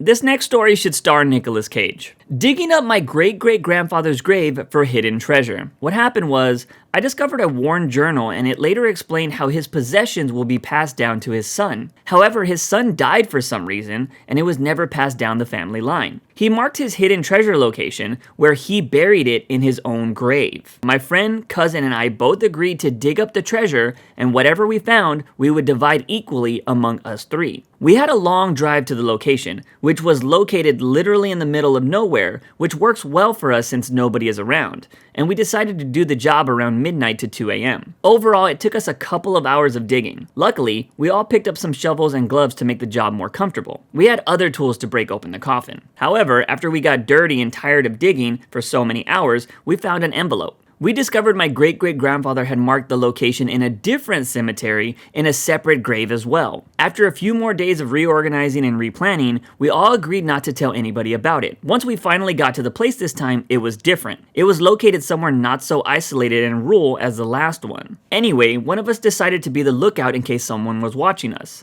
And we decided to take turns digging as it would speed up the process. After a few hours of digging, we found what we were looking for. Overall, all I can say is what we discovered made us a lot of money, but not enough to make us rich to the end of our days. We all agreed not to tell our friends, family members, or anyone else for that matter. Also, where my great-great-grandfather marked the treasure's location was in a grave which had nobody in it as it was explained in the note. However, I feel kind of bad for doing so now. Am I the jerk for digging up a grave for money and keeping it for myself? This story was wild. I think everyone has dreamt of finding a map and searching for buried treasure, but this OP lived it. I will say he did state that the note said there was no dead bodies in these graves, but you can't be 100% sure of that. So they had to have been okay with the idea of digging up a dead person to make this happen. So that's a little sus in my opinion, but overall this is a pretty cool story. Sadly, the OP can only share it online and not in real life. This next story might make you cringe. I've been dating my stepbrother for 2 years. To understand the situation better, I'll have to give some background info. Basically, this all started when I was 14, a freshman in high school. My mom was obviously divorced and was dating around with men who usually also had children. Sometimes when my mom thought the relationship was going to work out, she would have her kids, my family, meet the other guy's kids. So this was normal to me. Until one time, we were going to go meet my mom's new boyfriend and his kids at the movies to see the all-woman Ghostbuster movie. When I met the new boyfriend's kids, he had a son in my grade that was the same age as me. I instantly got nervous because I thought he was super fine, but I felt weird being it was my mom's boyfriend's son, you know? Next thing I know, I'm 15 and my mom is marrying this man. His family moved into my mom's house and living with the son, we'll call him K, we slowly became best friends. We loved the same video games, movies, we texted all the time. It was great because it was like my best friend moved in with me and we had lots of fun. Now it's 2020 and I'm 18 and about to graduate high school. Me and K start slowly falling in love. It was really out of nowhere. I think we both realized that we had both been there throughout the years and we were still besties despite me going through various high school phases. We then started waiting for everyone to go to bed so we could cuddle and sneak around and such. We also waited till 8 months into the relationship to actually do the deed. So it was a deep, loving relationship, not that step-bro, step-sis spicy stuff. We kept it a secret for an entire year. We were gonna tell everyone, but his dad got cancer, and we felt like it wouldn't be a good time. Someone ended up finding out and telling our parents. Side note, everyone in our family thought we were dating before we actually were. When our parents found out, they said we would have to move out, which we understood. Presently, we moved out, we're in a relationship, and the whole family knows. Now some questions. As a reader and a stranger, do you find the situation weird? It's not like we grew up together, and I couldn't help hormonally or emotionally falling in love. And should I still keep it a secret? I don't tell my coworkers or friends of friends because I'll have to explain the whole thing. Honestly, just give me your opinion. First off, I don't like that the OP insinuates that the step-bro, step-sis spicy stuff isn't deeper loving. Don't ruin the show, bro. In all seriousness, I don't find this weird. Maybe it's my degenerate brain, but they knew each other before their parents started dating, and they aren't related by blood. I get the optics might look bad, but even their own parents thought they were dating before, so I don't see the big deal. I don't think the OP needs to keep it a secret, but at the same time, it's whatever makes their life easier, in my opinion. This next story might make you mad. I poked a hole in a condom and purposely got a girl pregnant to prove I wasn't gay. This was in the late 80s, and I was about 14 or 15, and it wasn't a great time to be a gay teenager. Not that that excuses what I did. I was so afraid of being outed that I started a relationship with my then best friend's sister. My friends were consistently messing with me about not having slept with her and calling me gay. They were just joking, but I took it so seriously that I convinced her to hook up with me. I poked a hole in the condom hoping she would get pregnant so that I would have proof. She did end up getting pregnant, and when I found out the reality of what I did, it hit me. She just thought the condom didn't work, and I never told her that I did it on purpose. She was forced to go to an alternative school and eventually dropped out to have the baby. Her and her family moved away with the baby, and I never kept in contact with them. I've always felt like a POS for ruining her life and abandoning my kid. So I usually try to look at all sides when it comes to stories like this, but I gotta say this OP is a POS. I mean, to ruin someone's life because you were insecure about being teased is just terrible. And to make things worse, you let the female deal with all the burdens of raising a child? Yeah, I'm sorry, this OP should feel bad for what they did, and they should try to make it up somehow. With this next story, I want to know how many of you can relate. God help me, I just don't find people that interesting. One of my friends who used to be socially anxious has blossomed into a wonderful conversationalist, capable of getting along with just about anyone and showing, or at least faking, a genuine interest in everything they have to say. I've gone in the opposite direction. I don't care about people's works, I don't care about sports, I don't care about the weather. I don't care about the thing you just bought, Conversations about politics are usually meaningless. Human life is limited in the number of facets, and nearly all of them are boring and are no interest to me. Believe me, I don't feel like some aloof badass saying this. It's torture. I had really hoped that as I found my footing as an adult, I would finally be able to meet people and talk to them. But my frustration has only deepened. I wanted to become someone who could learn to talk to people easily. But the more I learn, the less interested I become. You're basic, and I hate us both. I feel for the OP here. It's hard when you want something in life, but your brain or body just tells you differently. I'm not sure if this is something that can be worked on. Hopefully it can be, because it seems like this person might be spiraling into a future of loneliness. This next story is kinda sad. I abandoned my own twin brother, and now I think he's dead. My brother and I were raised in extremely harmful environments, in every way possible. We moved to the US from Central America when we were both 8. We were the oldest of our 6 siblings. My mother died while giving birth to our youngest sister, so since then we came to America with just our dad. It took me years to realize what kind of person he was. I'm sure he messed with all of our heads to the point beyond repair. I'm saying this because how can you still look up to somebody and respect them when they've harmed you? I honestly feel brainwashed, and no amount of therapy will ever fix that. While my way of coping with my father's problems was simply complying with everything he said and avoiding reasons to make him angry, my brother chose the opposite approach. Since he turned about 13, he started leaving the house and not coming back for days, hanging out with suspicious people, getting high in some ditch, and making money in the most disgusting ways. When he was 17, my father caught my brother with another guy in his room. Something to know about a Latino, Catholic, obsessively conservative and masculine man? He was not very happy about it. He kicked my brother out that day, and I didn't do anything. Not then, and not for the next 9 years. I think that this is another thing that will keep me up at night for the rest of my life and won't let me look at myself in the mirror. The other day I went back to our hometown to see some of our old friends, just to maybe find out something about what he's doing now. But no one could tell me anything, except that the few days after we were separated, he was staying next to a motel on the street. After that, it's like he disappeared. I searched online looking for any information, social media, but I found nothing. So he either changed his name, moved from the country, and is living a very successful life, or he just met the same fate as many people that we used to know when we were kids. This was a rough story, and it's hard to relate to something like this when you didn't have a family that hurt you like the OP did. I hope this OP can find their brother someday and get at least a small win in what seems to be a pretty rough life. With this next story, I want to know if this has ever happened to you. I've been catfishing for more than half of my life. I started when I was 13 on MySpace. My parents were strict and wouldn't let me dress how I wanted. I was really into the emo scene back then. So I made a fake profile of an emo girl and got really popular. It felt amazing. I grew so much confidence with this online persona. I had a small friend group in real life, but online, everyone loved me. I had never had this sort of attention before. I dated a few people online, but it never lasted more than a few months. It was good for the times I felt lonely. My teen years flew by and I spent most of them online pretending to be someone I wasn't. I mean, the personality was me, but the name and the photos were not. I created one specific profile online that has been active for years now. I dated someone for 3 years online, always making excuses on why we couldn't meet up as he lived in another state. It ended and I found another guy. That lasted a year or so, but eventually he found the profile of the girl's photos I was using. Then I had another online relationship that was on and off for about 3 years. I feel so much guilt for the way I led them on. I truly fell in love with all 3 of these guys. Last breakup was really hard on me, so I haven't spoke with anyone romantically online since. It's been about 5 years now. I still have the profile and I update it every now and then. I don't really talk to anyone with it. It's mostly just there. It has about 400 followers/acquaintances. I just can't bring myself to delete it. In real life, I'm now 30, engaged, and have a baby.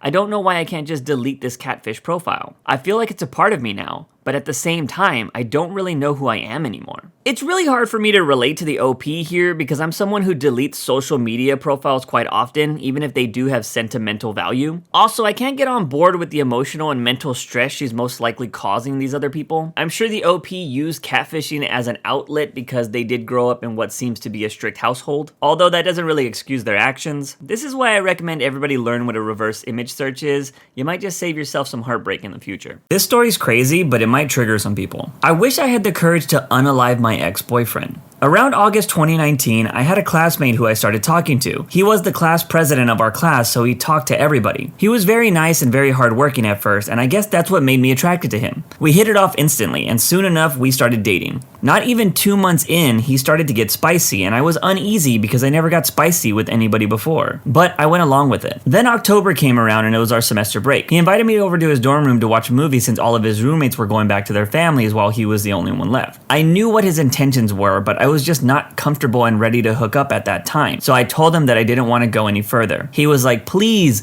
just the small stuff. That's it, I promise. And he kept begging and begging until I said yes. The next day I went to his dorm. It was 5 a.m. by the way, and I had to walk to his dorm cold and moist because I had just gotten out of the shower. I laid on his bed to rest because my legs were tired from all the walking, and not even 3 minutes in, he tried to get busy. He totally ignored me and just kept repeating, I promise I'll go slow. I'm not going to hurt you. And at that point, tears started rolling down my face and I just froze. He asked me if I was okay and I just nodded my head. I didn't know why. Maybe because I just wanted it to be over. I thought this was what love was. I convinced myself it felt good and I even faked everything. He didn't even walk me to my house. He just gave me money and told me, stay safe. When I went home that day, I took another shower and cried so hard because I felt so disgusting and terrified and heartbroken. But even after all that, I forced myself to think that it was okay and that it felt good. It didn't stop there. He would harass and assault me in class in front of my friends. My friends were making fun of me and my other classmates were talking behind my back and agreed that I was a floozy. I stopped talking to some of my friends because I didn't want to make them uncomfortable because my boyfriend would start to grab my honkers and play with them in front of people. I let him in my apartment to have sleepovers and do whatever, like he was paying rent. It was a 1-bedroom apartment and I lived with my older sister, and whenever he was there, we would stay at the bedroom while my sister slept in the living room. She would usually sleep there anyways because she would arrive home late from school because of practice and stuff. And I would still feel bad that she had to just sleep on a couch. But yeah, it was so bad, the hookups I mean, that he would only last 2 minutes max and didn't care if I finished. He just told me he'd get me next time. Spoiler alert, that never happened. It was so bad, some of my friends were concerned and I told them that I was fine, despite all my other classmates judging me and eyeing me like some kind of monster. But they would rarely take a second look at my boyfriend. I would pretend everything was fine. I had rose-tinted glasses glued to my face. I thought this was what love was. The feeling of being violated, uncomfortable. I get sick thinking about it, but I loved him. I loved him so much that I spent my month's allowance on gifts and food for his birthday, while I paid for all of my food and treated myself on my birthday. His gift to me was thrifted shoes that didn't even fit me and hookups that only made him feel good. I loved him so much that I was willing to miss my sister's long-awaited musical play just so he could get a piece of me. I loved him even though he would ask me for money when he knew I received my monthly allowance so he could play video games on the computer and forget about my existence. I loved him so much that I would cook him lunch and I would bring it to school, but he would either skip last minute or pretend he was sick, but I knew all along he was just chilling on the computer. I was so sick and tired that I pulled a sick prank on him and I told him I was pregnant. I showed him a photo that I edited and I made it look like a pregnancy test was positive. He got mad at me, but I had no regrets because I thought that it would make him start using protection more. But it didn't. Nothing changed. Our relationship kept going on for months. COVID rolled around and at first I was so glad that he was going back to his family's because I didn't want to see that disgusting POS. But now I was more annoyed that the fact that he would only talk to me online at 2 a.m. because his parents didn't approve of the relationship, and if I told my parents I was in a relationship, they would unalive me. I ruined my sleeping schedule because of him. This kept going on for months until it hit around June, where he would force me to do spicy things in front of the camera. I sobbed whenever he did that, and I told him I was uncomfortable. He would get angry at me and he would go on for hours. He would stop talking to me when I said no, and he would say, "You don't love me anymore.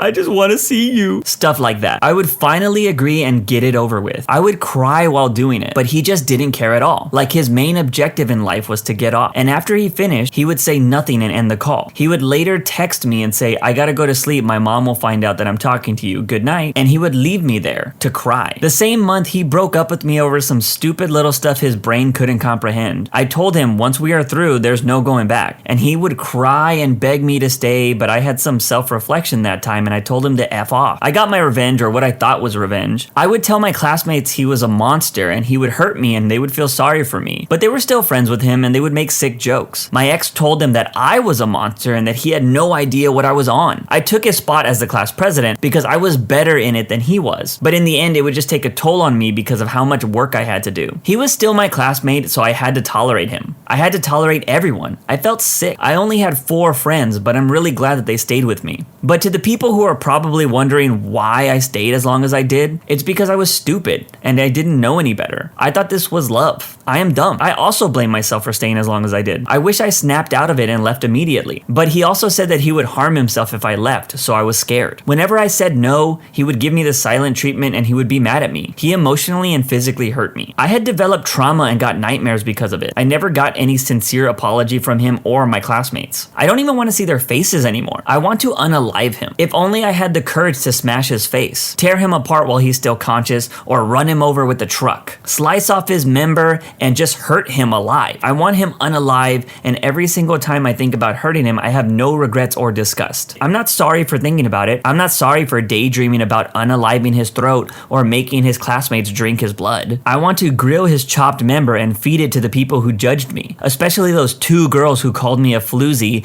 when they themselves can't live without male validation or a member inside them. F everyone. F my ex-boyfriend. I can't even imagine that he's currently in a school for ministers. How could he ever live without spice in his life? And how could he ever face some God knowing what he did? My last words to him were, "You deserve a special place in hell." This story was intense. Obviously, there's a lot of trauma in this story, and I think after what the OP went through, her extreme thoughts are pretty natural to have. As long as she doesn't act on them, I don't think there's a problem here. The sad thing about this whole post is it's way too common in relationships. I know so many women that have these exact same stories, and I myself even dated a woman who said she would harm herself if I left her. So this is an all too real story, but I hope the OP can get some help for this trauma and hopefully move on to better things. Also, her ex-boyfriend is a total POS. This next story is not as intense. I am jealous of my friends who don't have their lives together. I, 23 male, have my life pretty together. I graduated with a degree in computer science and I work as a software engineer in a healthcare company. I make a decent amount of money for my age and I live with my good friends. I never have to worry about rent or having enough money for food,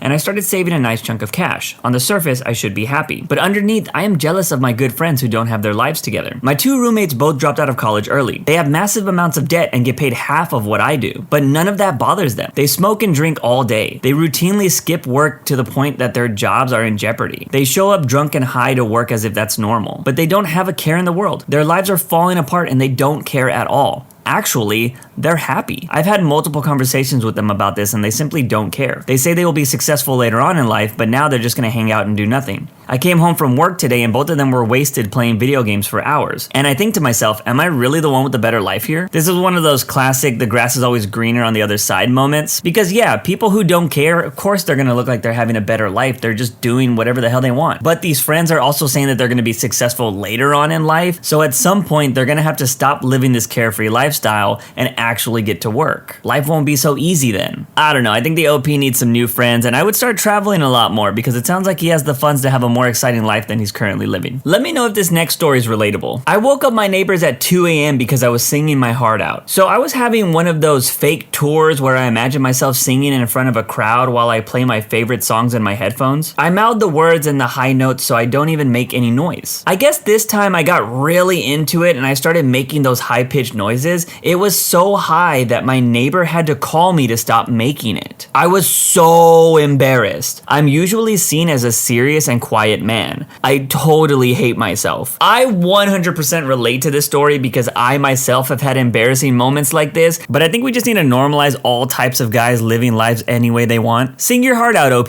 This next story is kind of sad. My sister was left for dead in her dorm room for 4 days. It was 4 days until she was discovered. We called for a wellness check, but the uni told us we didn't need one because she was 18. We pushed and her dorm supervisor was allowed in her room with a police officer. Her body had already started to turn. The night she passed, I was hanging out at a film student event at my uni with my friends. I hate myself for it, for drinking beer and laughing while she passed and not knowing. My last messages to her were memes. We always did that for each other. I wish I could have done more for her. I feel guilty every single day. The anniversary of her passing is in a few weeks. This sucks every year. I call it Hell Week because you feel every single scraping second that drags on by knowing that she was left there, all alone, no one looking for her. I'm devastated and I miss her a lot. I regret not doing more every day. She was my best friend, my little sister. She deserves better, and I didn't give her that. I feel for the OP here. It's easy to put the blame on yourself in these situations because you don't want to think there was anything wrong with somebody you loved, but humans are complex and sometimes hard to understand. I think if the OP hasn't tried therapy to deal with this trauma, I think it would be worth a shot. This next story will be interesting if you like TikTok. I think TikTok should be banned. TikTok should honestly be banned for so many reasons. It just has people glued to their devices watching endless hours of stupid, pointless videos of people twerking and stuff. TikTok is also an app full of nothing but people saying you're not perfect the way you are. More so for girls than boys. For example, my niece is underage. Not giving the exact age because of obvious reasons,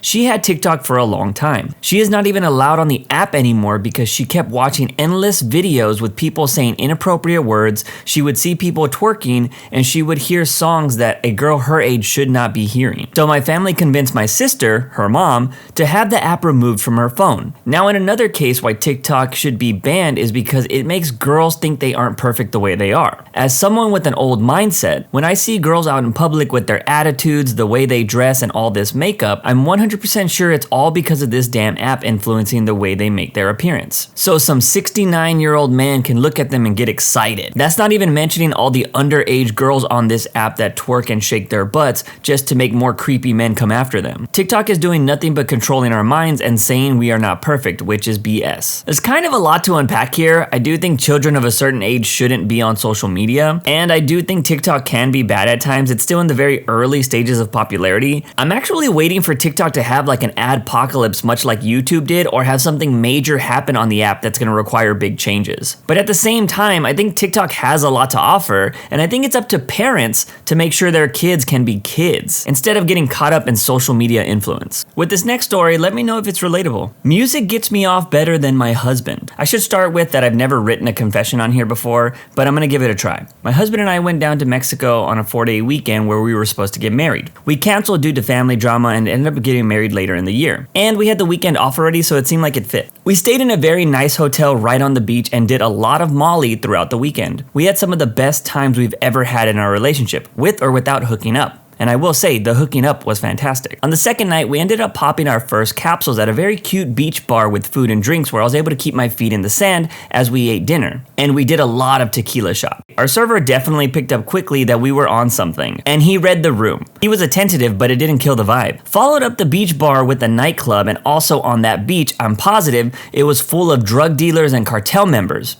No judgment, but added to the vibe. While at the nightclub, I had to pee. Lots of tequila and Mary Jane does that to you, no matter the place. I ended up going to what I came to find out later was the staff restroom. I realized this because it was a single restroom as opposed to stalls. As I was peeing, I started to ride one of the many waves of some really good substances. Glass Animal's Heat Wave came on the loudspeakers. The bass allowed it to just flow as I sat down and stared up at the single light that was on the small toilet, and I swayed with the music. As I sat down and enjoyed this wave, I had the most intense "oh" I've ever had. I could feel every single beat in the song through my C. This is where the confession comes. As my husband is currently playing video games in the living room and my now baby is asleep in his room, I just showered and decided to enjoy myself. Trying to find a good video nowadays is hard because I watched a lot while pregnant. I was a very frisky pregnant woman. So I logged into Spotify and popped on This Is Glass Animals. As I did so, I thought about that night and that wave. I love my life now, but sometimes I wish I could go back down to that little beach in Mexico and roll balls with my husband. I know it'll never be the same, but a girl can fantasize. As someone who doesn't party like the OP,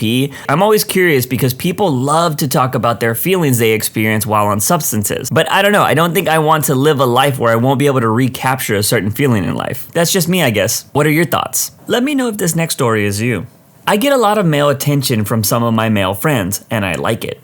I'm in a big friend circle with both men and women. And while I get along with everyone, there are 4 guys heavily flirting with me on a private chat. I'm trying to keep it platonic and not give any of them any hope, but I absolutely love the attention. I love feeling wanted and liked. There's one guy that caught my eye the most, and he's by far the closest to my age, but I feel like I reached the point where even if I developed strong feelings, I couldn't pick any of them. Especially because my ex was a part of this friend group as well, and has strongly distanced himself from us since I broke up with him. I just feel so floozy, or like a pig pick me? Those are probably not the right terms. However, as bad as it feels, it also feels so good after being ignored and rejected nearly my whole life. Am I the jerk? I could see why people might not like this OP, but if she's single and not leading people on, I don't really see anything wrong with her liking the attention. The moment she thinks she deserves the attention, that's when I think it's toxic. Also, if you've ever had that feeling of being ignored or rejected, when you get that validation from somebody or many people, it's pretty intoxicating, so I totally relate to this story. My wife's little sister gave me a BJ.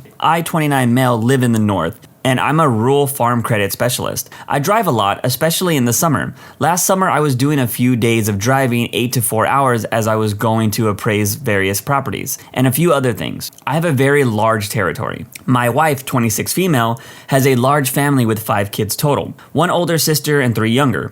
2 sisters, Claire 17 and Ellie 19, and 1 brother, Adam 16. The 2 youngest were doing school at home because of COVID, and the older 19 was at home because her job had slowed down a ton. My brother-in-law wanted to come with me to get driving practice and to pass the long boring days, so I'd invite him on a couple trips. We'd head out in the morning and spend a few hours talking sports and music. After a couple of times, the girls asked if they could come too, and I didn't see a problem, so they started coming along. We did 2 trips with all of us, and then 1 trip where Adam didn't come. He had a test that required him to be home for a certain time. It wasn't a problem. We listened to the music and talked. It was a fairly short trip. They didn't come for a while after that until Ellie messaged me after hearing I was going on a 7-ish hour drive and asked if she could join me for that drive. I agreed. When I went to pick her up, only Ellie came out. She said that Claire had slept in and Adam wasn't feeling well. I felt weird taking just her, but it's very nice having someone in the car, so I did. The first couple of hours were normal, but after a while, she started asking heavy questions. She admitted to being lonely, and she was asking questions about my relationship. I was kind of enjoying the attention. We wound up discussing how I like pleasuring women, but my wife doesn't like BJs. Obviously, this topic left the car a little tense. She then mentioned she liked giving BJs,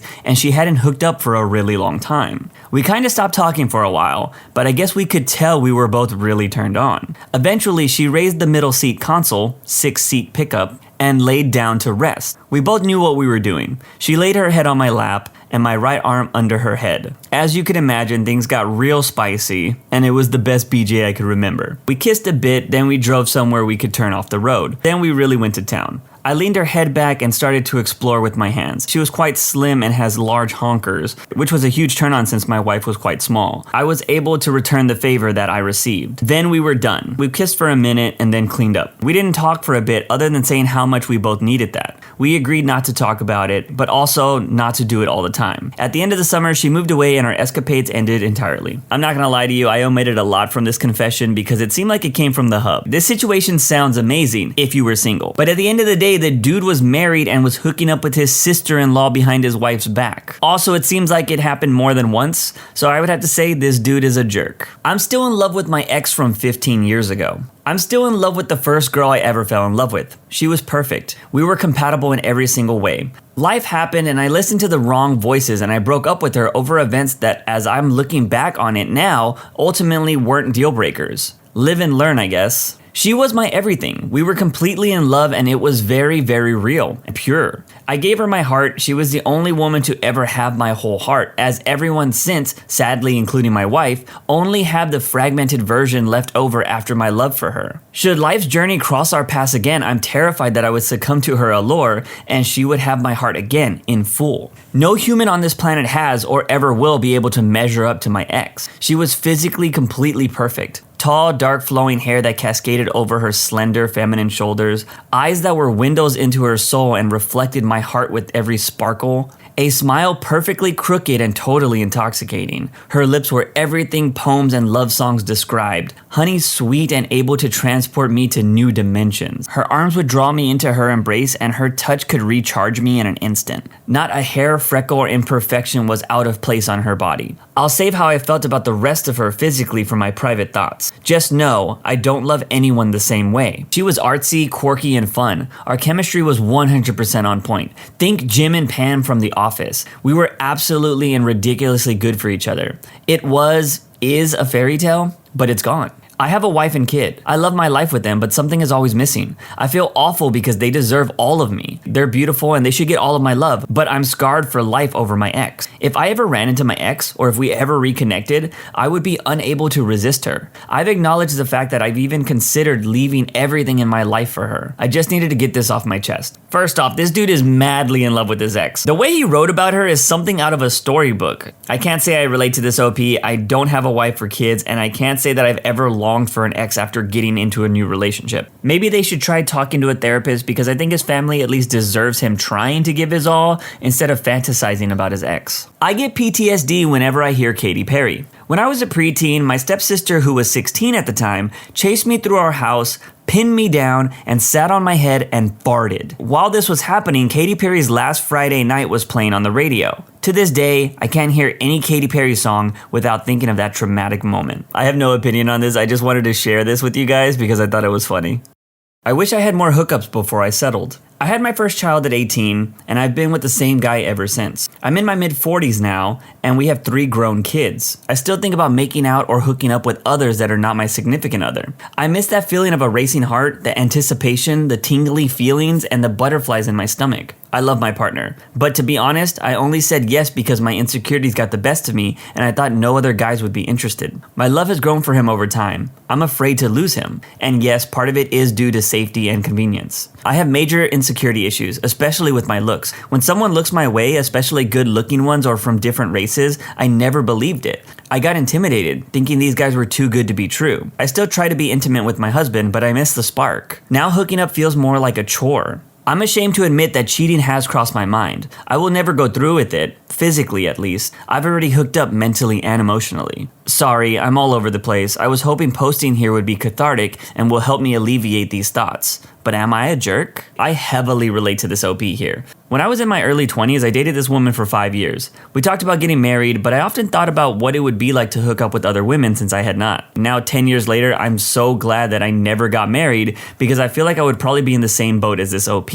I don't think this OP is a jerk. I think this is a very human emotion, but the moment she were to physically cheat, that's when she becomes the jerk. The amount of people who believe we live in a computer simulation makes me lose hope for humanity. These people actually believe that lines of code can spontaneously morph into living, breathing, self-conscious organisms. Whenever they play video games, they think whenever they see a nice beach in their game, there must be a beach inside the computer. When I was 3 years old, I used to believe that people on TV were actually trapped inside the TV set. Then I grew out of it. I'm tired of seeing articles on it. People are so out of touch with reality that there's now this whole religion based around everyone not being real. And to me, that's a dangerous mindset. If you don't believe me, look up how many people have murdered other people because they believed they're in the Matrix, and they thought that murdering somebody would allow them to break out of it. This isn't a harmless belief. It's on the level of believing that the earth is flat, except flat earthers are usually a goofy bunch. I've never heard of a flat earther murdering anyone due to his or her beliefs. I've been in programming for 15 years. Computer game characters aren't alive. They are literally just pixels on a screen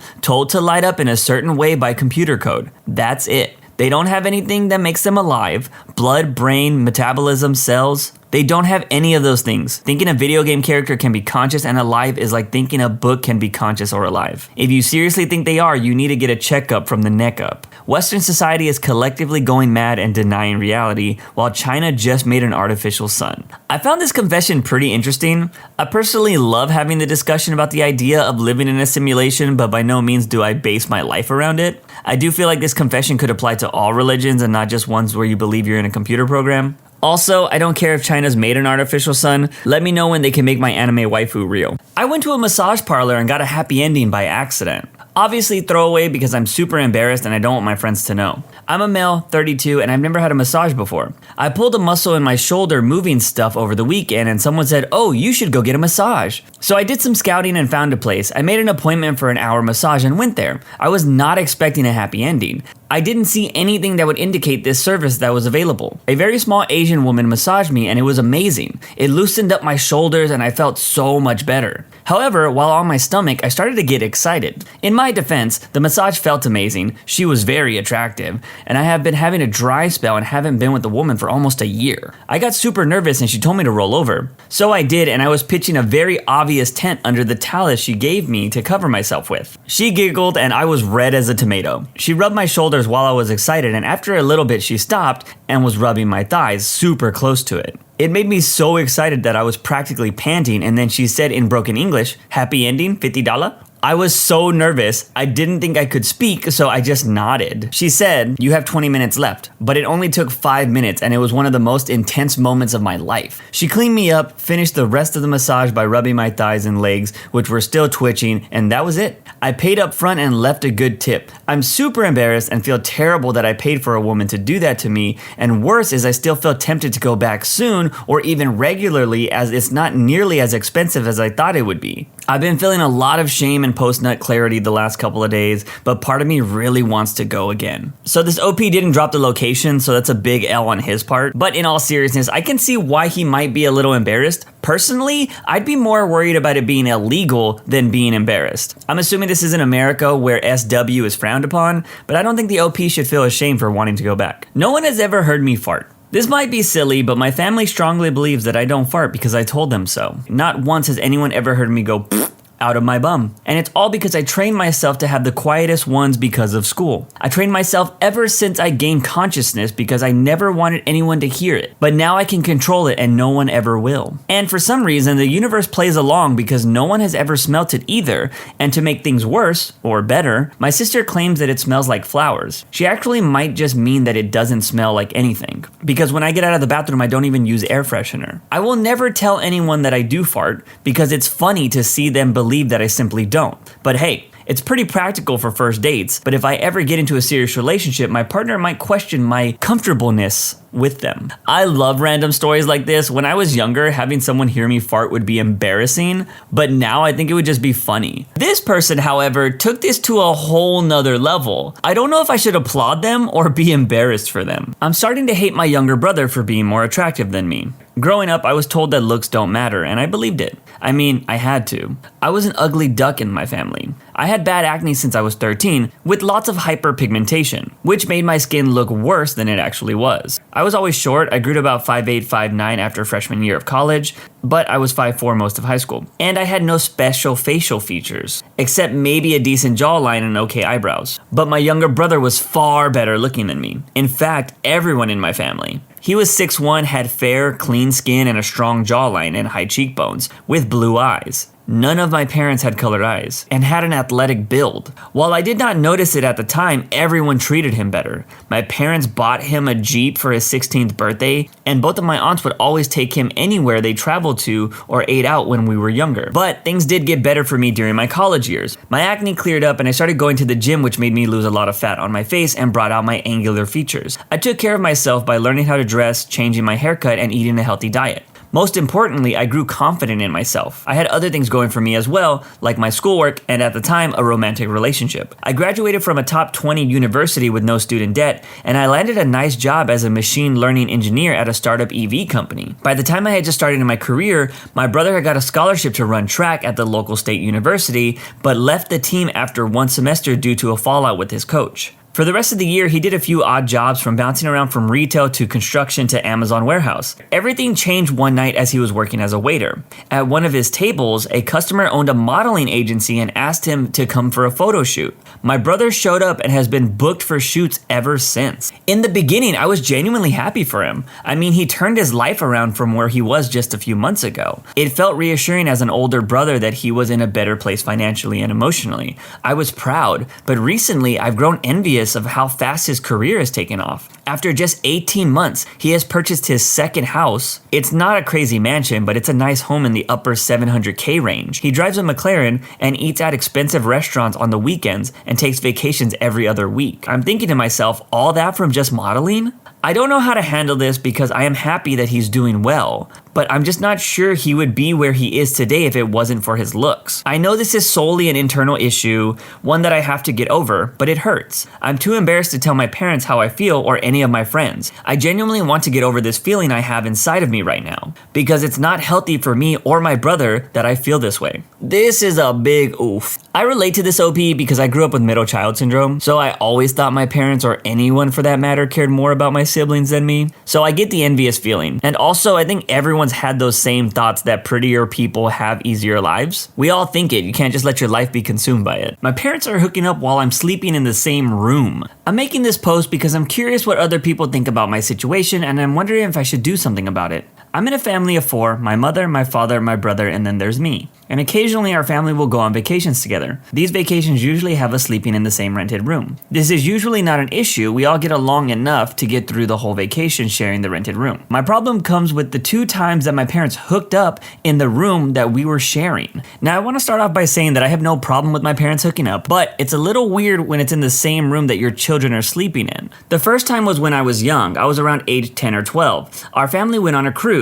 Because the cruise rooms are so expensive, what our family did was get a small compact one, which gave our parents a bed and me and my brother smaller beds, which were only separated by a curtain. One night, my parents came back to the room and me and my brother seemed asleep. I hadn't fallen asleep yet because I had been known to be a night owl. I had to sit through their intercourse and hear all the sounds. The second instance was much more recent. I'm age 18 now. My family went on a mini vacation to Atlantic City for my brother's volleyball tournament. One of the nights my parents came back to the room, which me and my brother were both in because there's not much for people under 21 to do in a casino. Well, my brother was in and out of sleep, but I was wide awake when they came back. As soon as they came back, they said they were tired and wanted to go to sleep. And I said, okay, fine. Because it was late and I was down to try to go to sleep, even though I knew I wouldn't fall asleep for a good amount of time, like 30 to 60 minutes. We turn off the lights to go to sleep, and it takes them about 10 minutes before they start hooking up. I hear this happening and I just sit there trying to ignore it and go to sleep. They must have known I could hear, but they decided to do it anyway. I found out later that their fun woke up my brother who was sleeping right next to me. We were both privately upset because the whole reason we were on this vacation was my brother's volleyball tournament,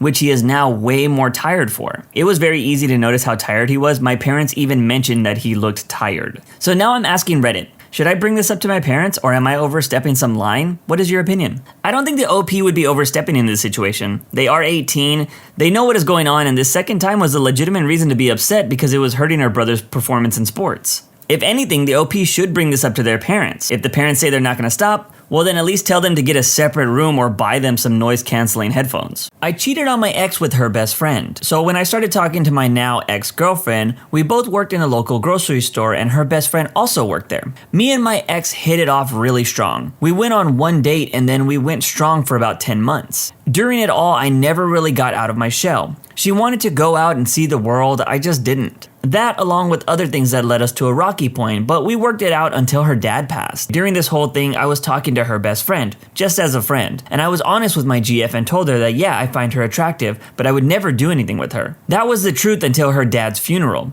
Her best friend gave me a hug and I felt something, and I wasn't sure what it was, but one night I was texting her best friend and she told me that she liked me, and I did a really stupid thing and started talking to her. Yes, like that kind of talking. And she ended up telling my GF and she was hurt, but promised that we would work things out. That was the plan until all of her family and friends told her to distance herself from me and she ended up finding someone else. But I really, really love her and I wish I could make this work because I want her back and I don't think she's coming back. This sucks and I'm gonna work on it, but I hope and pray that someday she'll come back to me because there's only one person in my heart and it's her, and she won't even talk to me anymore. Am I the jerk? Yes, 100% you're the jerk, my guy. You had what seemed to be an understanding woman and then you decided to go after her best friend while you were dating because of a hug at her dad's funeral? She did the right thing by leaving you and hopefully she left that best friend too. I think my dog is gay. I support the LGBT community, but I think my dog is gay. He's a bull terrier, but every time we are out, he's always trying to hook up with other dogs, and these dogs are usually male. I even remember saying to him once, "What about that female over there?" He literally never looks at female dogs. He only looks and tries to hook up with male dogs. Can dogs be gay? I'm not gonna lie to you, I only included this story because it made me laugh. I have no other input. I, 18 female, am scared that I might end up crushing on my friend's boyfriend. Before commenting, please keep in mind that I would never want to be in a homewrecker position. It's completely against my values. I'm a freshman at college and I have 2 friends who are a couple. Let's call the girl Lana and the guy Max. So I met them at a club because they were hanging out with other friends at my school, and they are in my school too, and I instantly became very good friends with Lana. Because she's incredibly nice, super funny, and outgoing, she's like a sunbeam. She always tells me how pretty and hot I am and that she's my dance partner at parties. I feel so comfortable with her. On the other hand, Max Max is a more cynical type of guy, definitely not exuberant as Lana. He looks closed and introverted at a glance, but in reality he's very funny and sarcastic. I get along with him too. At the time I knew his girlfriend better, but I've been talking to him from time to time and we would laugh a lot. Now for a couple of days, I've been hanging out with them a lot more. I was at my school's bar and I saw Max and his friends. We started talking and we had so much fun. Then Lana joined us and I danced with her and we were having a good time. After that, I invited my whole group of friends over to my dorm to have drinks and chill, and it was fun. We played some Dirty Truth or Dare, Never Have I Ever, You Know That Song. I also danced a lot with Lana. We whined a bit. But what I remember most from that night was the instant complexity that I developed with Max. We realized that despite our different personalities, our temperaments and way of thinking were so similar. We shared a lot of common interests and we rapidly developed our own private jokes and gave each other playful glances when reacting to something, or gave each other high fives for funny things. Anyways, I remember feeling happy that I made myself a very good friend. Especially when you have that instant connection with somebody and you feel like you've known them for years. 2 days after, there was another party at my friend's place, and all of my friends are there, including Lana and Max. I pre-gamed with Lana and my other friends before going to my friend's place, and there we meet Max and our other friends. We say hi and play beer pong, drink and dance. I was really throwing it back with Lana because we both love dancing, but the night that we spent at my place really had an impact on my relationship with Max. He was more enthusiastic to see me, more playful, just more comfortable.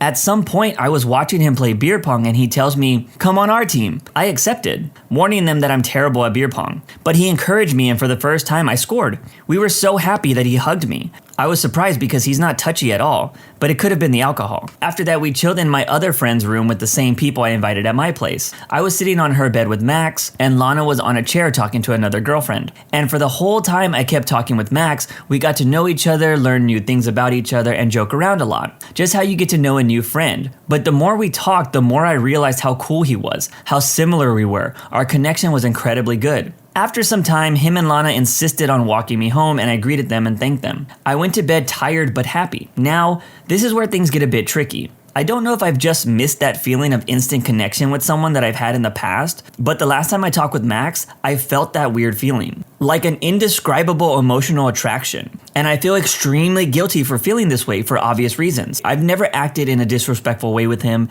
yet I felt like that connection being created right under his girlfriend's eyes, who is one of my very good friends, is so wrong. Especially since I recently learned they're a couple that are having a tough time, even though I know they love each other. I also know that usually when I feel this way, it either disappears very rapidly, or I become platonic good friends with that person, or I end up crushing on that person. I don't know what to do because I want to keep deepening my friendship with Max because he's such a cool guy. But I don't want to start feeling a certain type of way towards him because that would be very inappropriate. The whole time I was reading the story, I was like, why don't you just bring this up to both of them and ask them if they're down for a throuple? But then she mentioned that they were going through a tough time, and that's where I think this could get bad quickly. Personally, if the OP knows that she's never going to act on these feelings, I don't really see a problem. But this whole story just screams CW drama, and I'm waiting for the moment that the OP hooks up with Max because him and Lana are on a break. Also, the OP stated that they were 18. These types of feelings come and go at that age. I drew spicy furry art to pay for college. This is a throwaway account for obvious reasons. The title says it all. College is expensive and I have the talent to exploit, so why not exploit it? I see this as taking matters into my own hands. I am not a furry by any means. This idea started as a joke and devolved into a serious endeavor. Bring on the furry wings.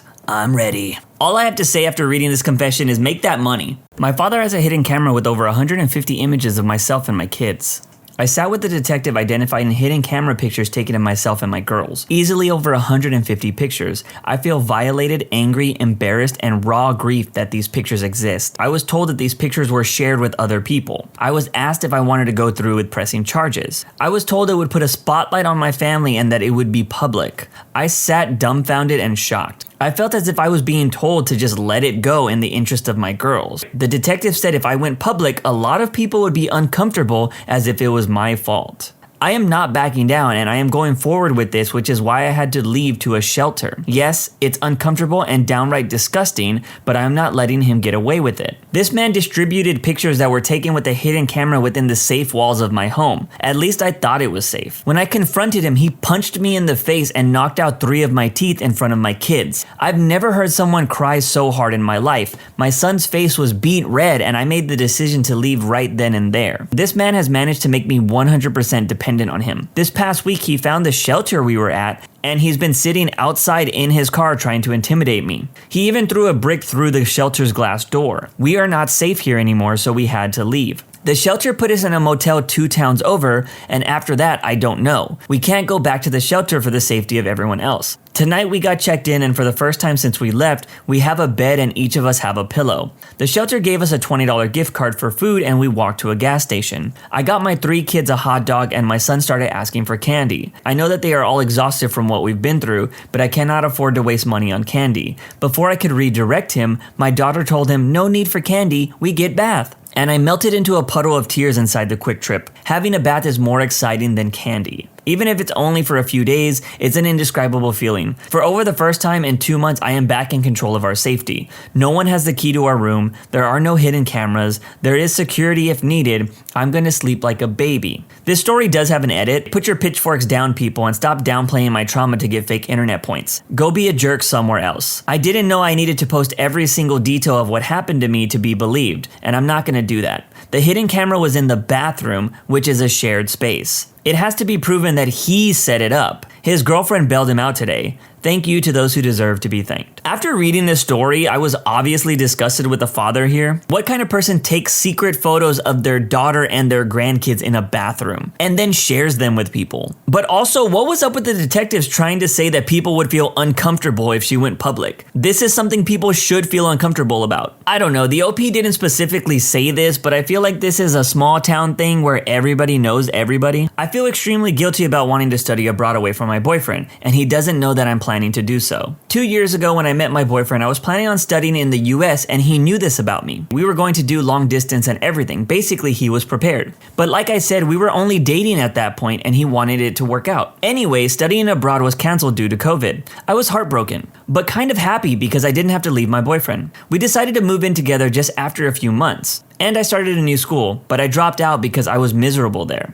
Then I took a year off to figure things out. We have lived together for a year now, and he is planning on getting a new job in another town. I was originally planning on going to school close by. However, I found out recently that I could try again with the idea of abroad. But my boyfriend has no idea what I'm thinking about. The truth is, he's very much more clingy than I am. He wants us to live close if not together, and he wants to be included in every plans that I have. I get that, but I have to admit that I've kind of lost myself and forgotten who I am after the pandemic and gap year. So my concern is, how am I going to approach him about this? I'm asking for my part as well. In my head, I really want to go, but my heart tells me to start a life with him and be as close as possible. I know long distance is hard and breaks up relationships. I do love him, but I love myself too. I'm 21 and he's 26 for reference. This is one of those things where you just need to rip the band-aid off. If the guy loves you and knew that this was your plan before the pandemic, I don't see why this would be an issue.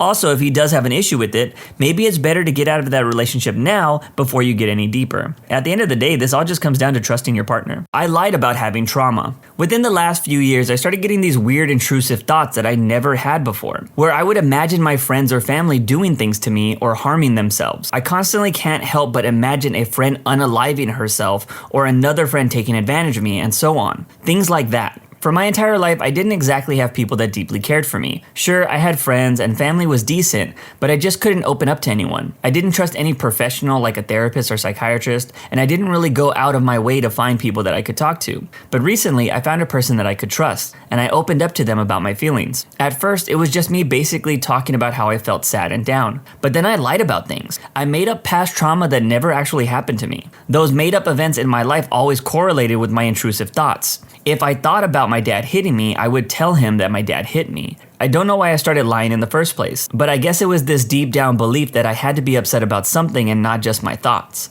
Because I was upset. Every day was painful. Having to uncontrollably think about these things, this went on for about 4 months. I had made up this entire storyline about all these awful people in my life, and how my life is basically the worst in existence. All these made up traumatic events involved real people that I knew in real life. Today I confessed to him the truth. I told him that I made up all of these things and that I feel really bad about it and I'm trying not to do it again. All of the feelings I told him in the past were real, Every single mental breakdown, every single vent, every single outburst, cry, they were all genuine. I do believe that I have trauma, just not the things I told him. I decided to stop lying to him because I do not want to base my whole life on a lie, even if the lie was based on the truth. He was the only person that ever cared to really listen to me and comfort me and not judge me, and I wanted to feel honest. I told him the truth about 2 hours ago. He says that he's really mad, but he is more concerned than mad. I have been crying ever since then. Maybe because I'm scared that the only person that ever made me feel cared for in my life will leave me, or maybe because of guilt. I can confidently say that this was the hardest I've ever cried in a while. But despite being really sad and clouded right now, I feel better, because at least I told him the truth. I still have many problems I need to work on, like getting professional help, being honest with people, and solving my over-attachment with one person in the above story. But I think this is a big step. I'm still crying all over my screen right now, so apologies for the bad writing. I just wanted to share and hear some of your guys' thoughts. This was a wild ride because I instantly thought this person was a jerk when they started mentioning that they were lying about real people in their life. But as the story went on and this person spoke about how they revealed the truth about everything, it made me feel like I just read someone have some actual growth in their life. I hope this OP does get professional help, but I'm glad that they're finally able to take that first step to bettering themselves. I'm still in love with the man who called me a prostitute and misunderstood me. For some context, I, 20 male, met John, 36 male, on a gay dating app in October. At first, I didn't know what his intentions were. I thought we were going to just hook up and call it a day. Then he had the idea of moving off the app and communicating via WhatsApp. I was like, okay. This isn't weird as I usually do this with other guys who seemed somewhat normal. Anywho, I had no clue he was taking this in the direction of I might want to date this guy, sort of thing. We had great chemistry and talked about our lives, hobbies, families, and dealing with the culture and ethnicity as a gay man. I, a 20-year-old college student, work at a local bathhouse in my city. For those who are unfamiliar with what a bathhouse is, in simpler terms, it's a private men's club where men go to meet other men for hookups. Anyways, we texted quite a bit for a month, with the occasional phone calls here and there. He worked a very stressful job for the government, and I, on the other hand, sleep until 10 a.m. I never told him what I did exactly, as I knew he might jump to conclusions, so I told him I worked at a gym. I knew keeping the truth from him was wrong, but in my defense, I wanted to tell him on the first date so I could clear up any misunderstandings or assumptions. Fast forward to our date. He didn't seem the most enthusiastic about our date. He was recovering from a sore back and was home all day, so I totally understood his crappy mood. He offered to pick me up from my condo, and when I got in, he started acting kinda weird and surprised. I even said, "So you're not gonna offer me a hug?" I chuckled while saying this as I was being friendly and trying to break the ice. So we park his car in an underground garage, and right when we get out, he points out my height. On his profile, he said he was 6 foot. I'm 5'11.5. We wore the same shoes, ironically, so the height shouldn't have been a surprise. We get into the restaurant and sit down, just casually chatting. It was a bit awkward at first, as he didn't know what to say or seemed uncomfortable. As time progresses, we start eating, and he asked me what gym I work at. I was hesitant to answer at first, but I was like, it's not just a gym. Midway, he says, "You work at a bathhouse, don't you?" I was like, well, yeah, it's the only way to get through university. He was a bit surprised, and I'm not sure if he was joking or not, but he kept saying, "So you're a prostitute, aren't you?" Over and over again. I was like, no, I just work at the front desk and check people in and out of the club. I don't even see anything that goes on there. After this, he wouldn't make direct eye contact with me and kept looking around. He offered to pay for the date, but I, being a prideful person that I am, didn't want to make him pay for the $200 bill.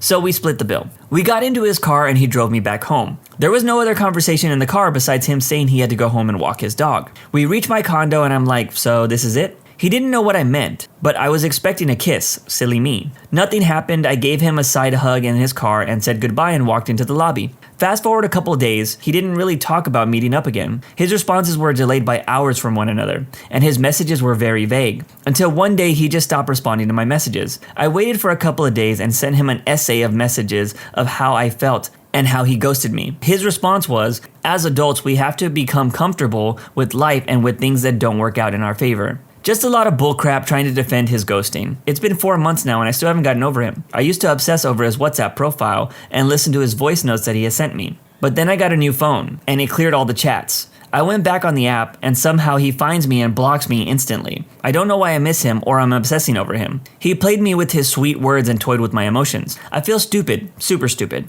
I'm starting to regret a lot of things, especially moving to the big city. If I had not moved here, none of this would have happened, and I would have not met him. I'm not sure what to do. I can't afford therapy, and I come from a family that love is based on conditions and criterias. My heart still beats for him, but my brain tells me to get over him. He screwed me and my emotions up. Any tips would help. I used to think heartbreak was stupid and not real until I actually encountered it. This story reminds me of being young and experiencing my first ever heartbreak. It sucks, and when you don't get the ending you want, you often feel like there's this empty hole inside of you. All I can say is from experience, in time, this OP will feel better and hopefully find someone who truly cares about them. I don't believe anything on a spiritual level. As the title says, I don't believe in ghosts, God, Jesus, Satan, or other things considered to be on a spiritual level, but I do not attack people based on their beliefs. But it's hard not to because I just get people pushing their beliefs on me all the time. I hate them with a passion, but never once have I told them, your God is fake. Because I believe that every person has the right to believe or disbelieve anything without the fear of judgment or feeling personally attacked. I always wanted to cuss or fight anyone who thinks that people need God in their life to find happiness. I will never attack or bully anyone based on their beliefs, but damn, it's really hard when you live in a small Christian town. I actually 99.9% agree with the OP here.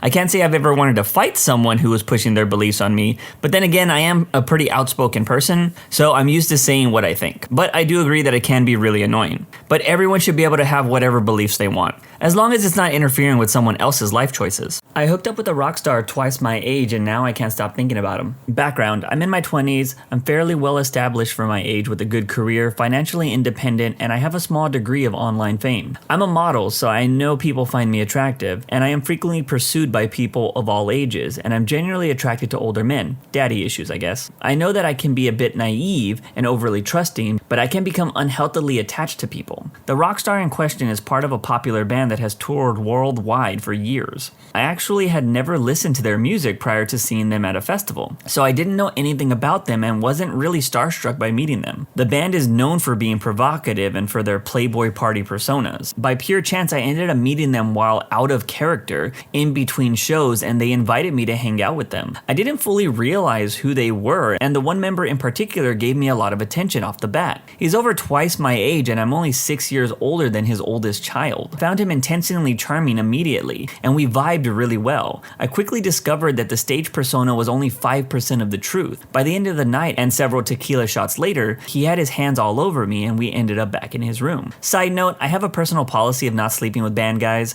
I know there's nothing special about it, but several other notable musicians at this festival had already tried with me and gotten turned down. I think it was different with him because I had met him just as a normal person and didn't know who he was. He started kissing me and things naturally progressed. I was initially a little reluctant because we ended up hooking up and it was probably the best of my life. He was an incredibly caring lover, and afterwards we snuggled and just talked and got really deep and personal. I really got the sense that he cared for me. He told me that he doesn't actually sleep around, and actually after getting divorced a couple years ago, he has only been with one person besides me. I found that pretty hard to believe, but why would he lie after the fact, right? And he told me a lot of personal things about himself and was very vulnerable. So I felt a lot of trust. I stayed the night and we hooked up again in the morning. And we lingered way too long while people were trying to get a hold of him because he had to prepare for the show that night. I left and he told me he wanted to see me again later. After I left, my psyche started to fall apart. I began searching for as much information as I could about him and the band, and I learned how desirable young girls find him. He has multiple fan pages, for crying out loud. I got very confused about whether I've been played or somehow was just special in his eyes. I was a ball of anxiety for the rest of the day, wanting to see him, talk to him, but not being bold enough to make the first move. I almost felt like he was avoiding me at times, but I am extremely self-critical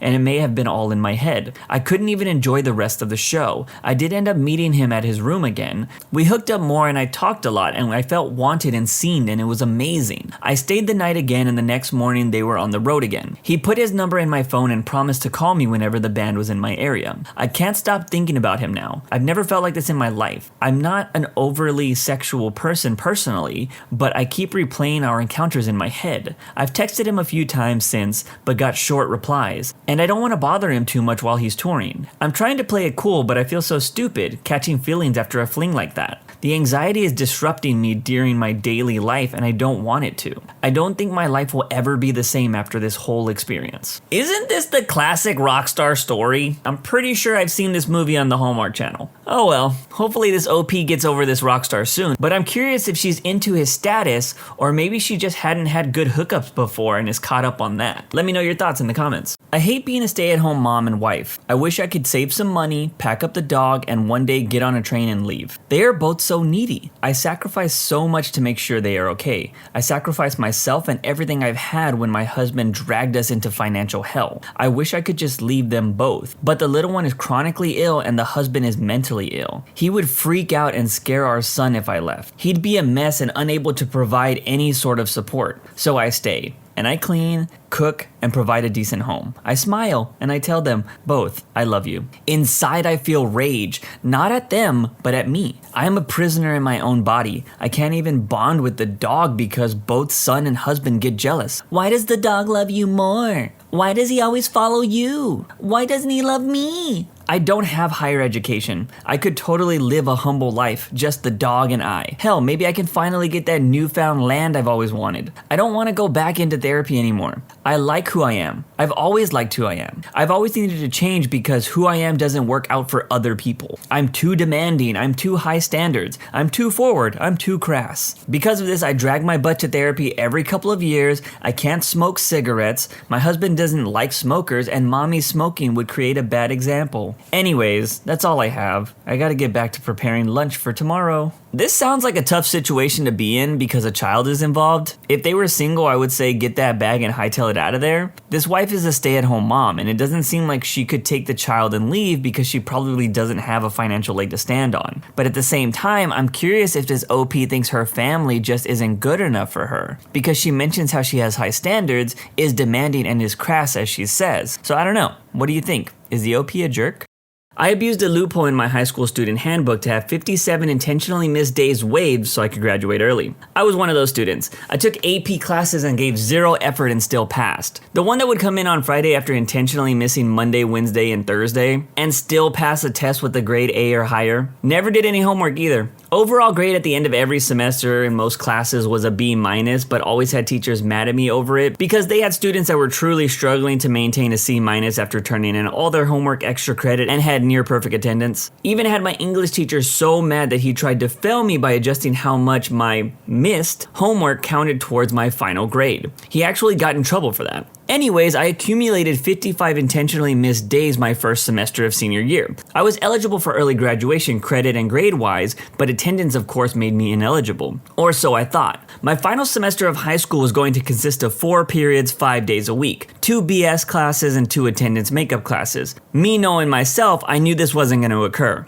I knew I would roll into that high school parking lot maybe once or twice a week and never make up any time. So I began trying to figure out how I could have these days waived, so I wouldn't have to make up so much time. I asked the school secretary what our attendance policy was and was given a copy of the student handbook, which of course was mentioned to me that we receive every year, but I had no idea where mine was. Big surprise. I skimmed through it and found out what qualified for waived days, and lo and behold, doctor's notes could waive up to 5 missed days a semester. I know that doesn't seem to help my case, considering I had over 50. However, there was additional text attached to that body of wording that said something along the lines of this. Any student who receives a diagnosis from a doctor stating chronic illness of any kind must have their days waived. So that's when the brainstorming started. I had a checkup scheduled at my primary doctor, received the doctor's note saying I was fine, photocopied it, and changed it to say that I had a mild form of chronic IBS, with the diagnosis dated back to the year before, and included the dates of previous visits, which I lined up with my missed days. I changed the phone number on the doctor's note to my grandfather's home phone number at the time. In hindsight, probably wasn't the best ideas, but it worked, I suppose. Took this to my school, and after multiple days of discussion and a phone call to my grandfather's, who had no idea what was going on,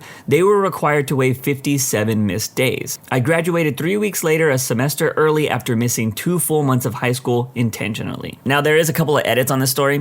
Edit 1. The phone call that my grandfather answered was the day after I turned in the note. I waited until the end of the day to turn it in so I would have time to get home, and then intentionally miss the next day anxiously waiting for a phone call to come in so I could attempt faking being the doctor's office. The phone call was regarding me missing another day of school. Imagine that. Because my school always called when students didn't report to first period. It was not about the note, luckily. I thought I was boned for sure when he answered. Edit 2. I guess I needed to add it that this was years ago, not yesterday. Would be hard to get away with this in today's world. You know, I really want to dislike this OP because people who were naturally good at school and didn't have to study annoyed me growing up. But when I learned later on in life that people struggle with being creative, something I find very natural, I finally understood those types of people. So all I can do is raise a glass to this OP and wish that I thought of something this awesome to miss school. I used to steal from my dad every weekend and let my brother take the blame for it. When I was a kid, my dad used to roll all of his cigarettes by hand. Because of this, he would always have a stash of large tubs of tobacco and boxes of cigarette filters. But he kept it all together in a cabinet in our kitchen. When I was a freshman in high school, I thought it would be cool if I rolled myself some cigarettes and took them to school to smoke with my friends. Because I was always the first one home after school, I immediately reached for the necessary items in the rolling cabinet and set myself up. However, when I opened one of the cabinets of tobacco, I realized it wasn't tobacco. It was around an ounce of herb. Score! I didn't even know my dad smoked herb because he was still in the military at the time. I grabbed a Ziploc bag and took as much as I could without thinking it would be noticeable. To the inexperienced, it didn't seem like enough to notice. Looking back now, I know it was probably stealing anywhere from 2 to 4 grams each time. Not a large amount, but definitely noticeable, particularly to someone who scales out their stash each time they take from it. I should add that I was somewhat of the golden child in my family. My older brother just had graduated high school and was heavily addicted to drugs at this point and always did poorly in school and still lived at home, while I was the polar opposite. I played on sports teams for my school, had academic achievement awards, competed for my sport on a national level, never really been in trouble with my parents or school. So when my dad finally confronted us, me and my brother, about the missing herb, we both denied any involvement. It's also worth noting that he only confronted us when my mom wasn't home. My dad was the more chill parent versus my mom, who was very strict and also had untreated bipolar disorder at the time.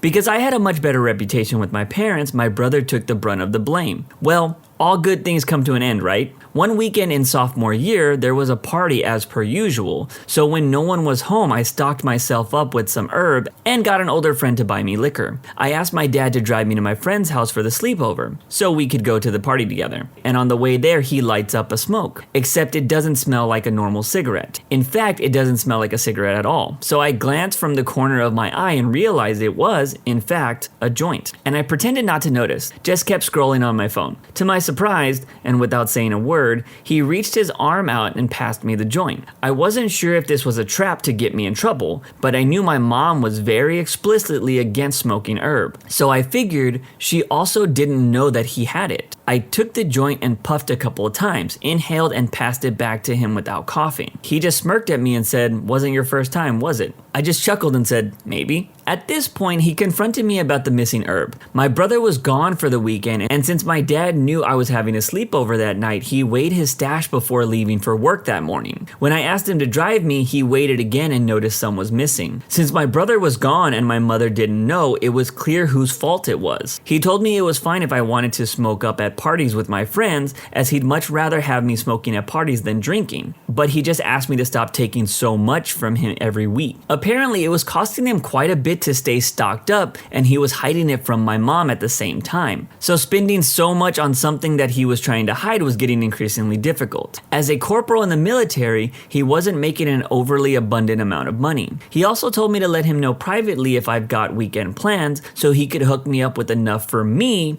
but my friends were on their own. Fair enough. We agreed on this and we finished the joint together. He pulled up to my friend's driveway, and before I got out, he put his hand on my shoulder and said, "Hey, let's keep this between us, alright?" And I always have. Until right now, of course. Even after my mom started smoking herb too, I never told her, but maybe one day I will. Now she would probably find it hilarious. I wish this OP would have had an edit about what happened to the brother. I mean, to be honest, I'm glad his dad was cool about everything in the end, but his brother already being in a bad place and taking unnecessary blame could have messed him up even more. So yeah, kind of a jerk move in my opinion, because the OP thinks, "I got away with it, no biggie." Anyways, What do you think? Is the OP a jerk? I stole from the charity donation box for kids with cancer. Trigger warning, this post mentions eating disorders. When I was 15, my first job was working as a cashier at a pharmacy, and on the counter there was this little donation box, just your average give $1 to 6 kids charity. At the time, I had anorexia. I was underweight and hadn't eaten in 3 days. I didn't bring any lunch or money to work that day, so I stole $20 from the donation box. This is not at all justification,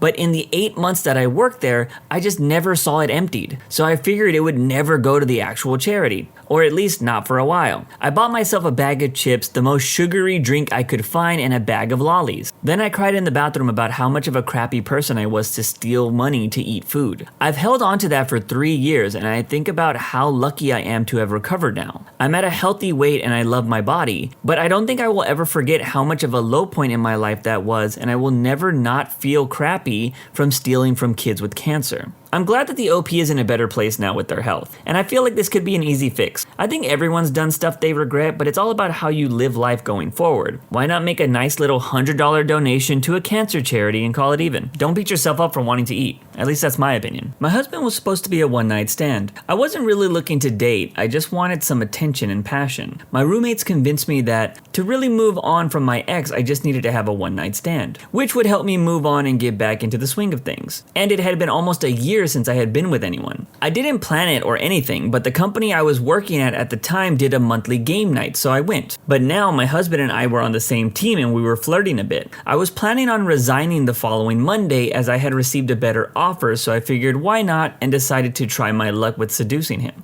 He came with me back to my place and well, you can guess what happened. Things kind of evolved from there, but I never really told my husband that he was supposed to be a one-time thing. I guess my seduction skills worked. I guess my seduction skills worked. Together almost 11 years now, married for 9, 4 kids, a house, and a dog and a cat. I don't really have much to add here, but I do have a question for you viewers. Do you think the husband would get mad if she told him the truth? Or would he just laugh it off because in the end they still ended up together? Reminds me a lot of a Friends episode. I'm an 18-year-old teen living in Ontario, Canada, and I'm seriously considering going and fighting for Ukraine. Firstly, if this isn't allowed for whatever reason, my apologies. This is a throwaway account because I make it very obvious who I am on my main. Hello everyone, I really don't know what to type. I want to go fight for Ukraine. From Canada, their embassy has said that they would bring people over and train them and stuff. Not that I need much training, I live in the bush. I've shot things before and I've even been shot once. I'm also quite fit and I don't think any physical aspects would be a problem. Me going would be the right thing to do. My sociology teacher always talks about cognitive consistency, that humans will align their actions with what they believe is right, and I believe this is the right thing to do. So me not doing it is tearing me apart. The crazy thing is that, assuming I survive and come back fine mentally, it wouldn't affect me to an extent that it would outweigh the good. The university that has accepted me has already said that they can defer a year, and I'm smart enough to where if I leave tomorrow, I could come back and just redo a year of high school. My family has forever been a war family. Not that that would influence my decision, but my parents would more than likely be alright if I told them what I wanted to do. My father's side had fathers and grandfathers that fought in wars, and my mother's side, her father was one of the highest ranking US Navy members during World War II. Even if they weren't okay with it, I think I would still go. I can't kick this feeling that me doing nothing is incorrect. It makes me sick just thinking about it. This is one brave soul. I can't relate to the feeling of wanting to go to war, but I can relate to standing up for those that need help. So maybe this OP just has that same feeling times 100. I think many people across the world can't believe what is happening in Ukraine right now, but it's nice to know that there are people out there willing to put their lives on the line to stand up to injustice. My attacker saved my life, and I send him money every month as a thank you. I was mugged in 2017. I was hospitalized for a few months with a broken leg. As a result, my addictions and other self-destructive behaviors was discovered. I got help. I now have a happy and healthy life. I haven't touched drugs or risky hookups since. Before the accident, I was close to going too far, but I don't want or feel I deserve better. I thought I deserved to die. My attacker got a very long sentence, but I feel thankful for him. Had he not hurt me, I wouldn't have gotten help. I feel like at least he deserves some decent food from the commissary while he's in jail. He was also stealing, how I got hurt, to feed an addiction and is now clean also. I don't ever want to see or speak to him again, but I feel like I kinda should help him a little bit.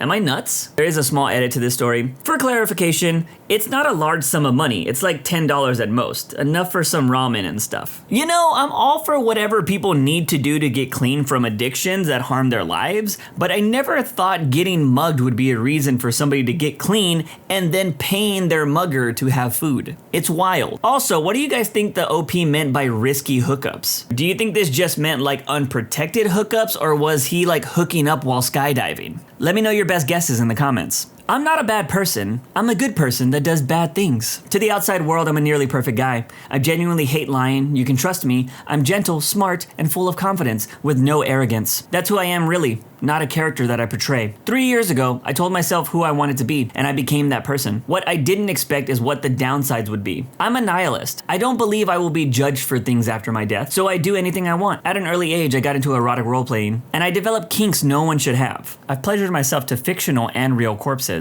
I shoplift small things. Not often. I've done it 5 times from big companies. But I genuinely believe that it doesn't affect them, and that's why I do it. I'm even considering stealing from the poor. Now, I don't steal for fun, it's just addicting to be honest. I fantasize about twisted things other people would judge me for, but I'm not a bad person. What I do with the certainty that it doesn't affect others negatively. So, am I the jerk? This person is delusional. First of all, I can't take anyone serious who refers to themselves as a nearly perfect guy and then lists why they are that. I personally believe you are judged off your actions and that alone, not how you feel. Also, the reason why I think this person's a little delusional is because you can totally be judged after you die. Ask Michael Jackson or that awful dude from Germany that people want to forget. Another thing, I'm someone who supports kinks, but when you say that you have kinks that no one should have, then I guess you get into that sus territory. I want to just move to the country and be white trash. I think I'd be happier just living in a rundown old farmhouse, raising chickens, fixing old cars and tractors, smoking when I wanted to, drinking cheap liquor, wearing my worn out clothes, and eating old-fashioned meals at home. I want a plain, chubby wife who kisses me every morning. I want a job that I just do a few days a week and then have time to myself. I don't want to keep spending 60 plus hours a week in a job that no one cares about. I want to have friends that I can shoot the crap with again. Not networking opportunities where people with 2 houses brag about their wine collection while I can't even afford my mortgage payment. I want to wake up and appreciate the sunshine instead of dreading it. I think it's people like this that the saying of don't envy people because you have no idea what they're dealing with comes from. I've often said that I wish I had more of a content mindset instead of having some pretty insane goals that I have. I wish I could just be happy working a normal job and playing video games in my free time. So I can relate to this guy's mindset, but at the end of the day, I still like trying to reach those crazy goals. I can't stand my autistic twin brother. I am ashamed of the way I feel about him, but I can't help it. He's not my child, yet I am expected by all people around me to behave like a third parent. For a little bit of background, I am 17. We were born 2 minutes apart in early 2005. He got diagnosed with autism at the age of 2 in 2007. Both of my parents consistently give him what he wants. They consistently give up in trying to discipline him, and he also has behavioral problems. Whenever he gets mad, he'll try and hurt us. I am legally considered blind, and he has broken 7 or 8 pairs of my glasses in the last 2 years. He can't do anything for himself. He can't eat, drink, use the bathroom, even sometimes stand up and get out of bed by himself. We have to literally do everything for this boy, and if we don't do it, it'll lead to disaster. For example, he'll defecate all over the floor if we don't help him use the bathroom. I have vivid memories of having to clean up his feces off the floor while he tries to grab my glasses and break them. While I have to remain patient, or else my parents will get mad at me, not him. I love him, but I cannot stand the way he is at all. He hasn't always been like this. These behavioral problems began when I was around 11. But in 2018, my brother had an episode of food restriction, and from February 18th to December 20th of 2018, he didn't eat anything at all. We would have to force him onto the ground and force feed him baby formula in order to keep him breathing. During this time, he consistently cried as loud as he could and banged on the walls, even sometimes through the night. It was draining, and whenever I complained, I was told we could have it so much worse. Or, you've hardly had to do anything.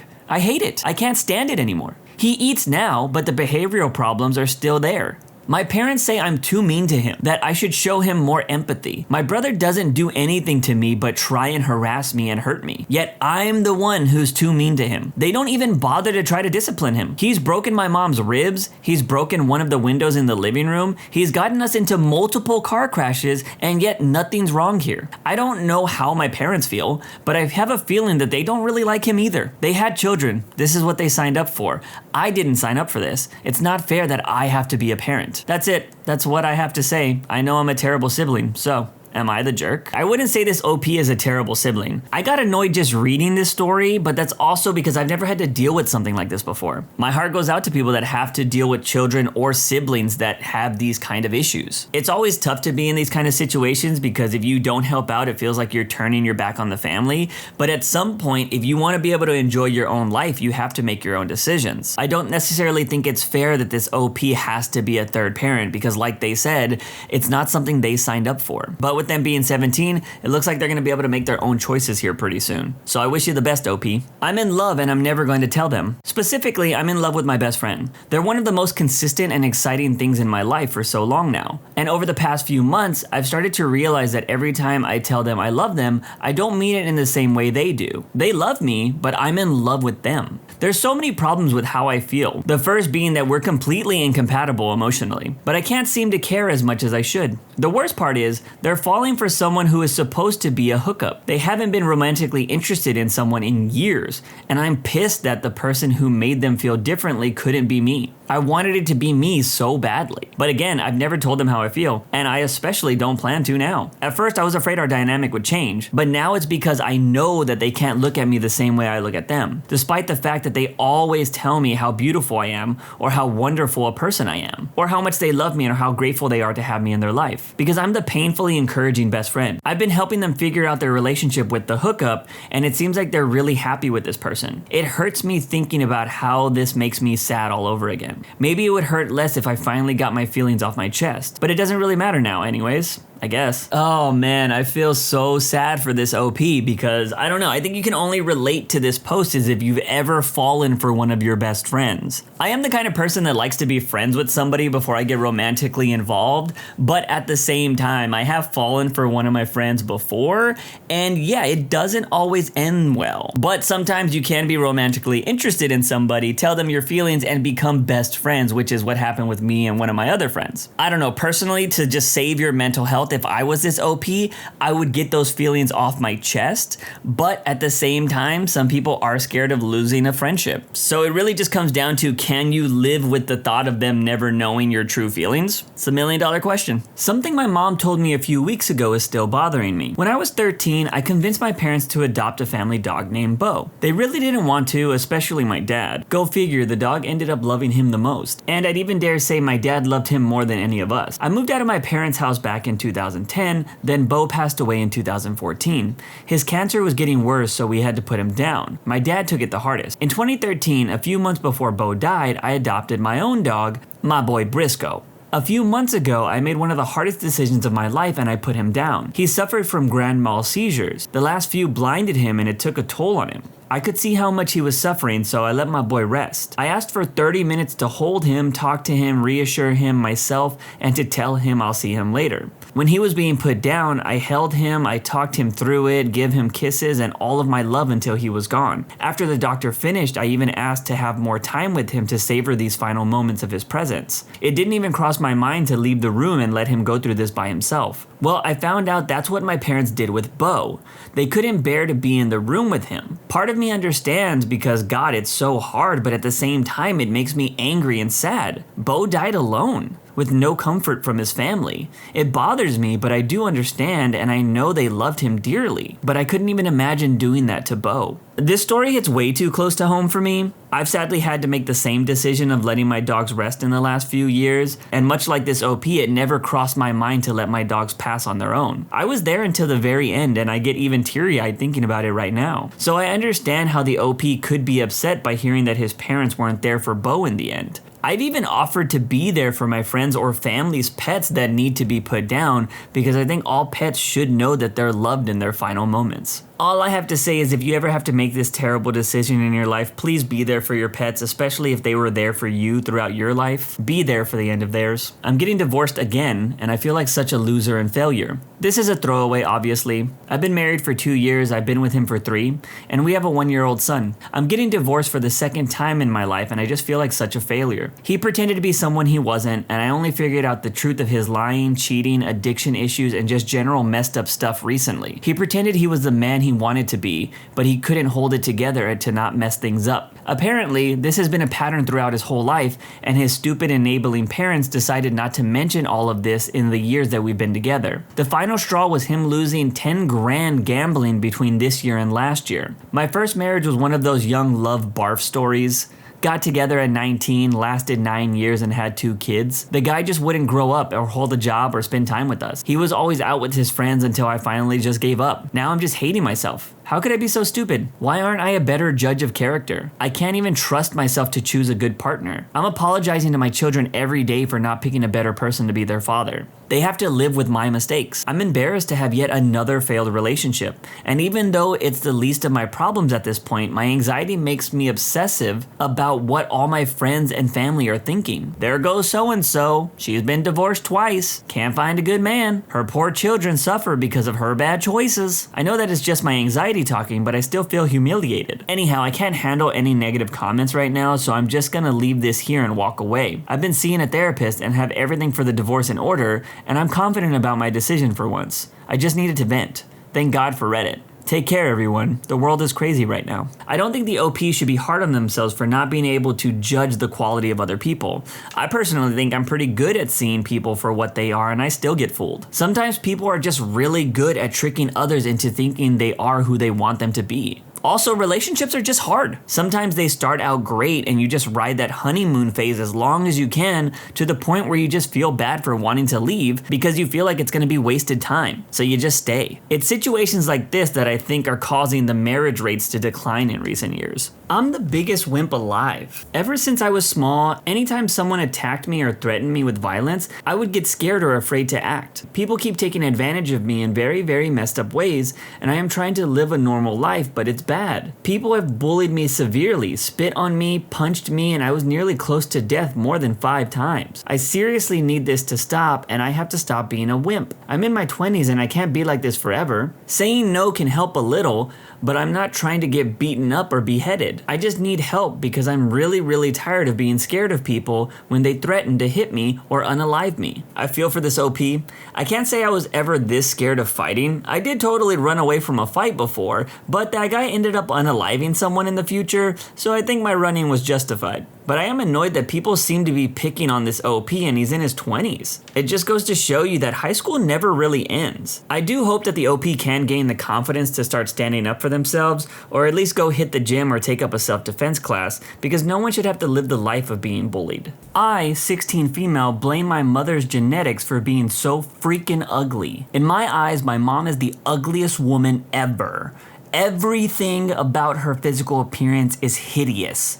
I hope to look like my dad in the future because his genetics are far better than hers. Please don't angrily attack me, I'm just stating something I've had on my mind. This teen clearly has some self-esteem issues, and I feel like she probably doesn't have the best relationship with her mother, which makes me feel kind of sad. But at the same time, she's totally a jerk. I mean, come on, it's one thing to think it, but it's a whole nother thing to put it out there on the internet. When you subscribe, make sure to hit the bell to turn on notifications. To finish listening to all the stories, check out the playlist at the top of the description. And if you want some chill music to put on in the background, check out easymode.com. If you like Am I the Jerk, subscribe to Am I the Genius. Everything will be linked down below in the description.